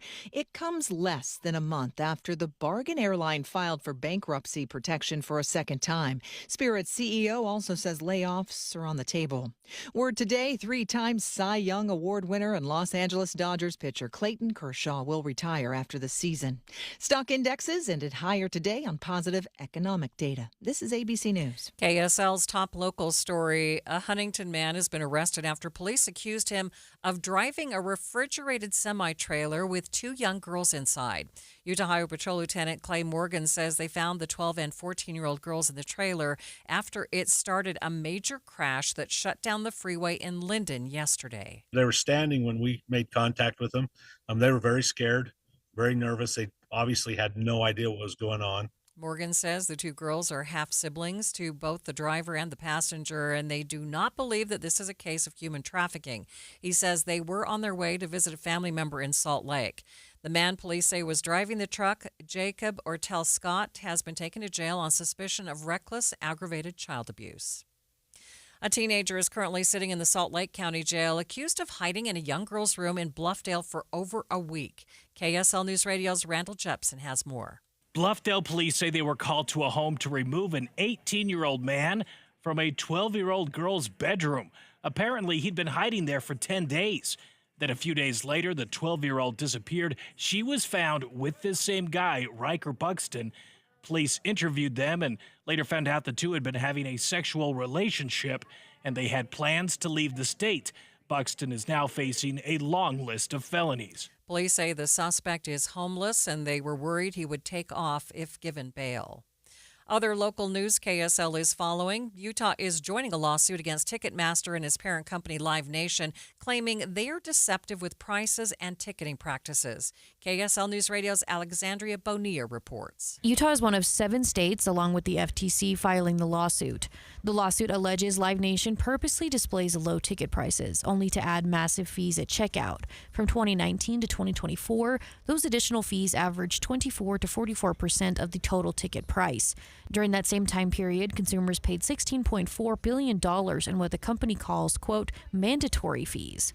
The lawsuit also claims the company worked with secondary ticket brokers, selling mass amounts of tickets and allowing the brokers and scalpers to upsell them, making millions of dollars. Alexandria Bonilla, KSL News Radio. Taking a look at your money at this moment, the Dow closing the day up by 124 points, about 0.25%, sitting at 46,142. S&P up by 31 points. The NASDAQ up by 209 points. Traffic and weather brought to you by Mountain America. Turn everyday spending into an extraordinary escape. Ricky? We do have a few miles of solid backups. It's all due to a rolled semi that crashed on northbound I-15 in the Honeyville area. And now crews are making it pretty easy for traffic. It's just that you've got to slow down, be patient, and go single file. You will exit off the freeway of northbound I-15 at exit 372. Follow that ramp right back to the on-ramp, and the on-ramp is going to put you right after the accident. So a little bit of a detour in place. It's just that the delays are stacking up, and that's what's really going to slow you down. No estimated time as to when this crash will be cleared, and this rolled semi is stretching across all lanes of the freeway. While you're planning your day, plan for comfort too with the Good Feet store. Find the location nearest you at goodfeet.com. Ricky Meese in the KSL Traffic Center.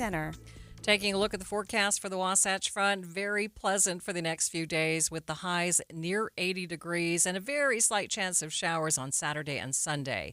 77 degrees at the KSL Common Spirit Health Studios. Mornings are for recharging. And they're for starting your day right. We volunteer to join you in the car. Get news and weather at 102.7 FM during the most important part of your day. Andy and Amanda, each morning between 5 and 9 on KSL News Radio. When you need a new water heater, you need it right now.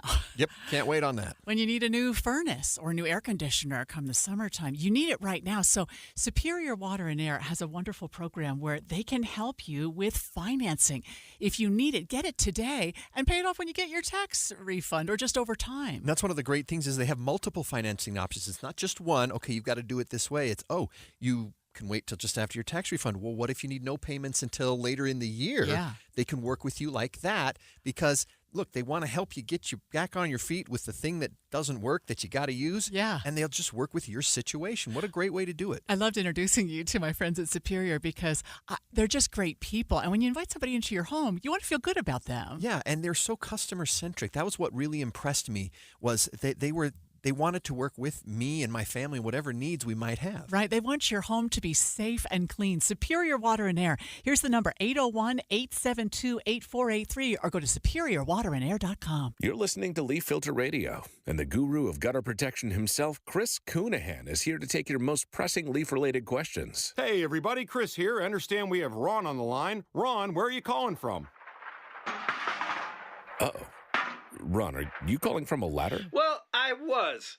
I wanted to ask Chris what I need to do to get my gutters ready to have leaf filter installed. Oh, Ron, you don't have to do anything. A Leaf Filter Trusted Pro will come out and clean out your gutters, realign and seal your gutters, and install Leaf Filter, America's #1 gutter protection system. So I didn't need to get on this ladder? Ron, Leaf Filter Trusted Pros are in your neighborhood and ready to help. Just visit leaffilter.com/deal to schedule your free gutter inspection and get up to 30% off. Thank goodness. What was that site? That's leaffilter.com/deal for your free gutter inspection today. See representative for warranty details. Promotion is 20% off plus a 10% senior or military discount. One discount per household. You are listening to Midday. I'm Maria Shilaos. A Utah man has been arrested after police accused him of driving a refrigerated semi-trailer from Emery County to Utah County with 2 young girls inside the trailer. Utah Highway Patrol says they started inspecting the trailer after they say it caused that huge crash that shut down I-15 in Linden yesterday. Arrest documents say when a trooper looked at the back of the trailer, he saw a pair of eyes looking back at him. Lieutenant Clay Morgan tells me when they asked the driver about that, The driver at first kind of almost like ignored him, but kind of acted like he didn't know. He turned and looked at the passenger, and then he turned back around and said, "There's a couple girls in there." the 14-year-old and 12-year-old girls in the back were found in hoodies with no phones or a way to get out on their own, and the thermostat of the trailer, investigators say, was set at 30 degrees. At first, Morgan says they thought this was a case of human trafficking, but later found out that was not the case. There was enough evidence there that we do feel like they were part of this family. Morgan tells me all 4 people in the truck were half-siblings who were coming up to visit a family member in Salt Lake. The girls are okay, and they left with a family member from Davis County. The man accused of driving the trailer, 28-year-old Jacob Ortel Scott, has been booked into the Utah County Jail on suspicion of reckless, aggravated child abuse. Adam Small, KSL News Radio. And what a scary experience for those girls. In other news, late-night TV host Jimmy Kimmel finding himself with some extra free time after his nightly show was pulled from the ABC network lineup indefinitely.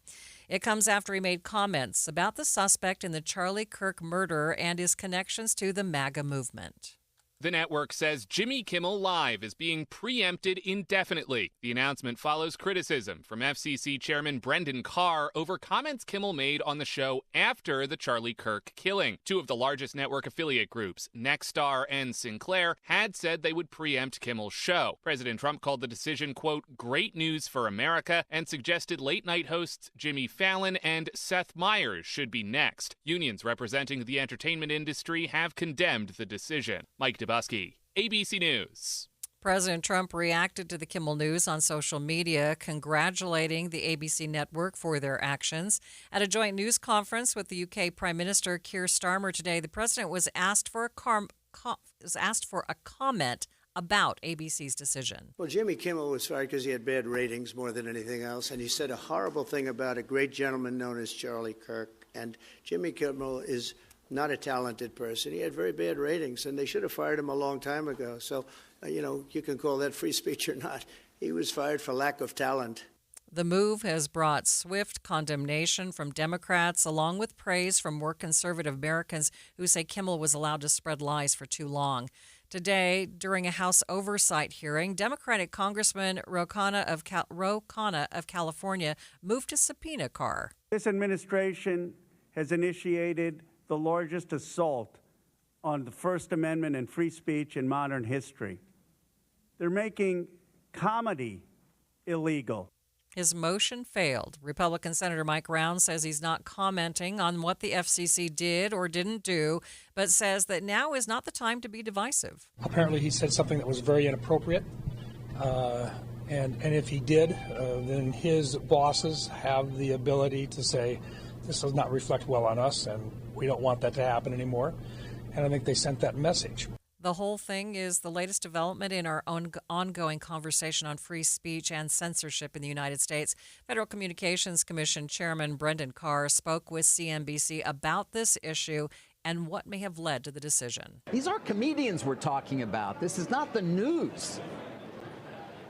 Well, look, I can tell you, Jimmy Kimmel is no Johnny Carson, and the issue that arose here where lots and lots of people were upset was not a joke. It was not, making fun or pillaring me or the administration or the president. It was appearing to directly mislead the American public about a significant fact of probably one of the most significant political events we've had in a long time. It's really the most significant political assassination we've seen in a long time. If you have a broadcast TV license, that means that you have something that very few people have. And you're excluding other people from having access to that valuable public resource. And it comes with an obligation to serve the public interest. And again, over the years, there's been a rule in place at the FCC that local TV stations get to preempt programming that they don't think meets the needs of their communities. When it comes to the internet, we want, wide open, robust, debate. And there's no public interest standard there. There's no licensing obligation there. But again, broadcast TV is simply different.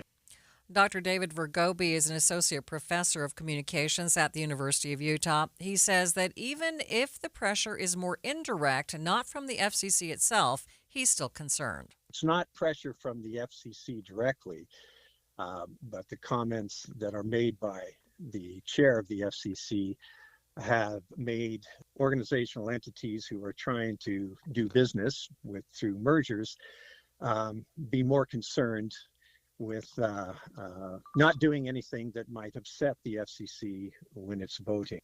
KSL legal analyst Greg Skorda says it's important to remember that while the FCC is a government institution, they didn't fire Kimmel or make the decision to pull him off the air. It was his employer that did that. This morning in a joint press conference with the British Prime Minister, President Trump spoke about Charlie Kirk. Addressing the people of the United Kingdom, the president said he had high hopes for Kirk's political future, telling him that one day he could very likely be president. Just last week, a great American, Charlie Kirk, was heinously assassinated for speaking his mind. He was a great young man, credible future. Some people said he might be president someday. I told him, I said, Charlie, I think you have a good shot someday at being president. And he just wanted to take care of youth. He loved youth. I've never seen anybody relate to youth like Charlie, and they related to him, and they're devastated. But I appreciate the many British citizens who have offered their condolences. And again, Charlie was a great person. We'll be going out to a service on Sunday. I'll be leaving with some of the people in this room just to celebrate Charlie and all that he's done. So incredible. Never seen anything like it. Both President Trump and First Lady Melania Trump are in the UK for an historic state visit. Midday continues in just 60 seconds. The Social Security Administration just announced they are now projected to run out of money 1 year earlier than expected. Benefits could be cut by as much as 23%, and the average person could lose more than $100,000 in lifetime income. This news could significantly change when you file for Social Security. Discover how you could get every penny out of your benefits with a free Social Security analysis from Boss Retirement Solutions. If you've saved more than $300,000 and have not filed for Social Security, schedule your free analysis now by calling 801-896-9622. This free, customized analysis could help you get every penny out of Social Security. Call 801-896-9622. That number again, 801-896-9622. Boss Retirement Solutions is not affiliated with the Social Security Administration. Charlie Kirk's funeral will be held in Arizona this Sunday. Ahead of the event, security is expected to be at Super Bowl levels. The president is also expected to be in attendance for the public memorial service. I spoke with News Nation's Alex Caprariello about the plans being put in place as we speak. Now, security is expected to be at that Super Bowl level for Charlie Kirk's funeral. Let's hear what Alex had to say. Well, it's a big effort from a lot of different agencies. So from the outside of the stadium, that's going to be the jurisdiction of the local police department. In this case, that's Glendale, Arizona. So GPD is preparing several hundred officers to be on patrol, both on foot and in their squad cars outside the stadium. There's a lot of local police departments and sheriff's offices that are also contributing officers and manpower. They'll be helping out as well. There'll be drones in the sky from these police departments that'll be looking for suspicious activity, as well as what they call a real-time crime center that has a ton of different cameras all across the area that people are going to be monitoring 24/7, making sure that they have eyes on everything. And then as for inside of the stadium, State Farm Stadium, where the Arizona Cardinals play, that will be the jurisdiction of the United States Secret Service, which would be very usual in this case because President Trump and Vice President J.D. Vance are expected to be in attendance, along with several other high-profile politicians. Any word of any known threats, or is just this heightened security just because the president and vice president are going to be there? Yeah, I think it really is because of these Trump administration cabinet members that are going to be there. That's pretty typical. I mean, I was on the campaign trail all last year, and whenever somebody like a former president, in that case, former President Trump, or current Vice President Kamala Harris were coming into town, it becomes a United States Secret Service affair where they take total control and make sure that they're covering sort of the security measures for this. That being said, you pose a great question. I mean, this is a very politically charged time. This is a funeral for Charlie Kirk, who many consider to be politically polarizing. So while there are no direct threats at this time, they have to be prepared and planned as if something like that might go down. Okay. Have you seen anything different in comparison to the other times you've covered events like this?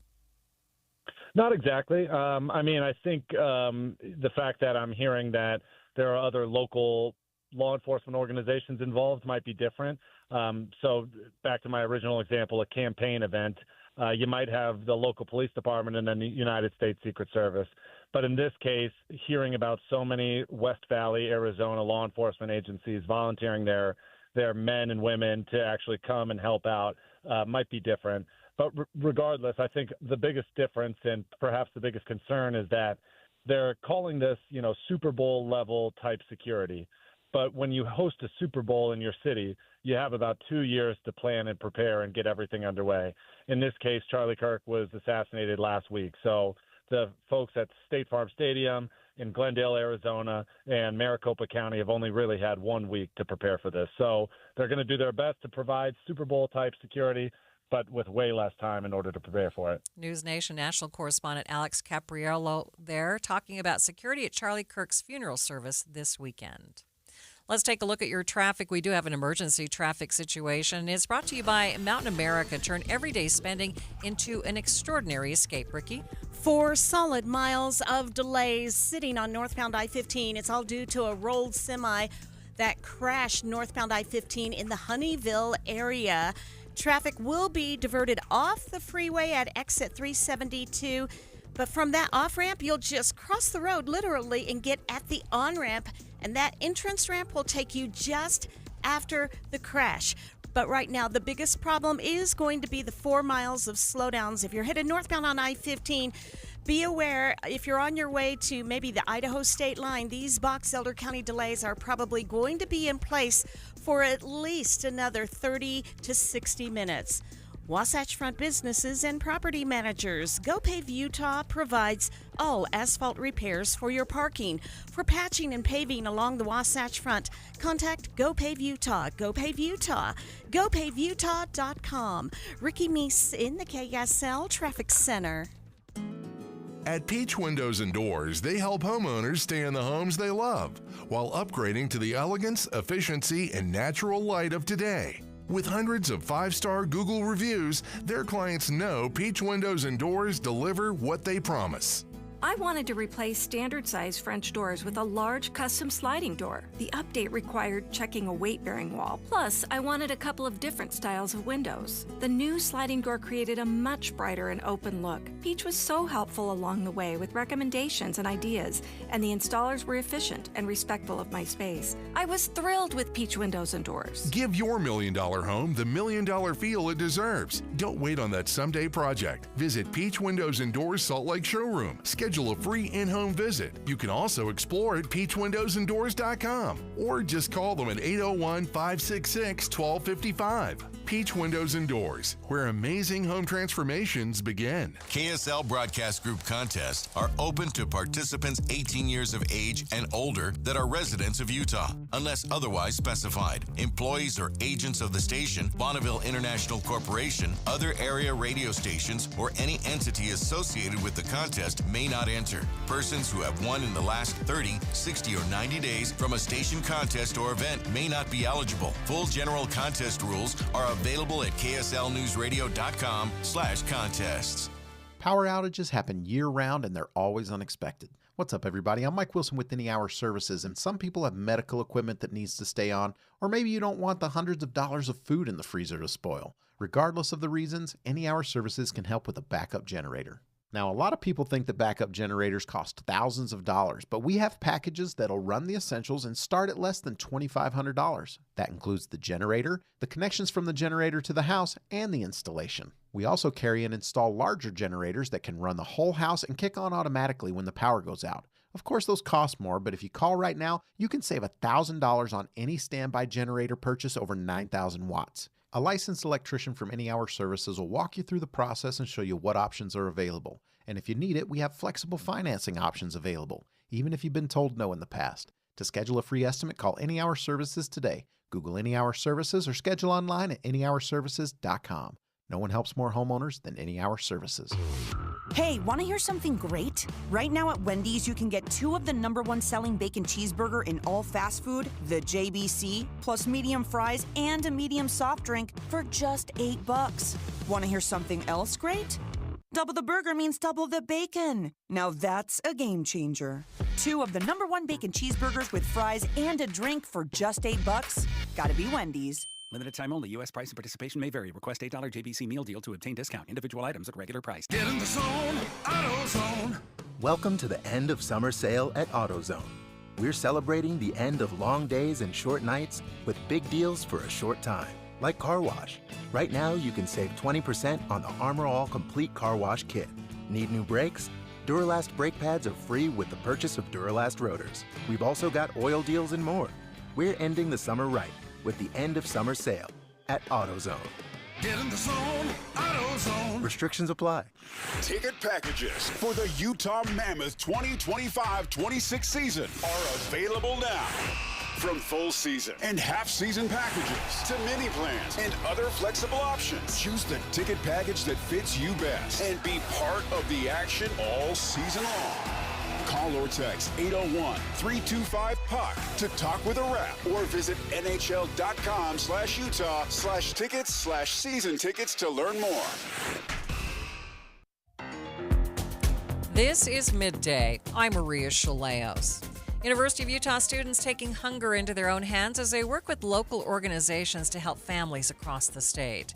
Food driver chair Hanson Gu tells KSL News Radio's Eric Cabrera that they are building on what they started last year. Here at the University of Utah, the Student Alumni Board really wants to make the student experience better. And we not only want to make the student experience better, but just for everyone in the whole valley. So we are partnering with Smith's, and also the Utah Food Bank. And with that, we are trying to tackle hunger together on a huge scale. So we are going to have multiple events throughout the whole month of October and a little bit of November where we'll be at Smith's, with barrel drop-offs. And then we'll also be at tailgates during the football season. And we will also be down doing neighborhood collection throughout the valley, the avenues near Wasatch Junior High, around those areas. And we're also going to have competitions for the neighborhoods where where they can win great prizes. Like last year we had a grill that we sold, like tire gift cards. And then there's also going to be a competition for the students to raise funds for food. And then that is also going to have rewards such as like scholarships, gift cards to the union, things of that. Gu says that in Utah, there is a significant amount of people who are food insecure. He says the food drive's partnership with on-campus resources and off-campus community groups will help them make the biggest impact. So in Utah, about every 1 in 8 people are food insecure. And here at the university, we want to partner with those organizations as well as our organizations on campus, such as like the Feed You Pantry, LDSSA, to make sure that no student goes hungry. There's a lot of initiatives on campus, like the In a Pinch Pantry. There's other pantries as well at different colleges, but they are so small, and we are trying to work as a big organization to work together just to beat hunger, I want to say. The drive goes throughout October. BYU students have also been invited to join them in a friendly rivalry, competing to see who can collect the most for a good cause. The historic Wendover Airfield, the U.S. Air Force base that saw its heyday in World War II, is making a bid to be recognized as a national memorial. Landon Wilkie, curator of the historic airfield, told KSL why exactly this site is so important to U.S. history. So we get some folks that come through saying they love the look of these falling in buildings, and if they had their way, they would let them keep falling. But here in Wendover, we have the most original World War II Army Air Force training base remaining in the country. Of the original almost 700 buildings, there's over 80 still standing from the 1940s of every kind, from hangars to barracks to fire stations. It just is a glimpse at life. There's something about the power of place and having that tangible connection with history. It's not a textbook, they were here. Wendover, which now serves as a way station for travelers to the Bonneville Salt Flats or those heading to the casinos across the border, still holds enormous historical weight. When people say Wendover, they don't think much. But to know that connection to history, Wendover helped change the world. The Enola Gay was here, the crew, Colonel Tibbets, all the men of the 509th Composite Group. This was their hangar right here. They trained and they deployed from Wendover, Utah. The Enola Gay that Wilkie refers to is the B-29 Super Fortress bomber that delivered the first nuclear bomb, nicknamed Little Boy, to Hiroshima over 80 years ago. The site of the airfield itself would serve as a memorial to those lost not only overseas, but stateside as well. In World War II, we lost over 15,000 airmen in stateside training accidents. We remember those that went to combat. There were over 45,000 airmen killed in combat. It's staggering losses. But when you think about the training, the logistics of getting these guys ready for war, I mean, those were outstanding losses. Over 15,000 from any number of things, from material failures to, there were even mechanics on the flight line who were getting injured, killed for any number of reasons. This was a country that was behind, now gearing up, getting ready for war as fast as they possibly can. Guys are being pushed into service. So what we want to have here in Wendover is the World War II Army Air Force National Training Memorial. Because what more fitting place than the most original Army Air Force base left? Wilkie says that besides the recognition from the federal government, the airfield would need a large chunk of financial support to see the vision through. But so $3.5 million is about what we're looking at to install a new parking area, a memorial plaza, and everything that comes with that. Final product would be recognition to those who lost their lives to power American and the Allies towards their ultimate victory in 1945. Thanks for joining me today for Midday. Jeff Kaplan's Afternoon News is next. KSL FM Midvale. KSL Salt Lake City.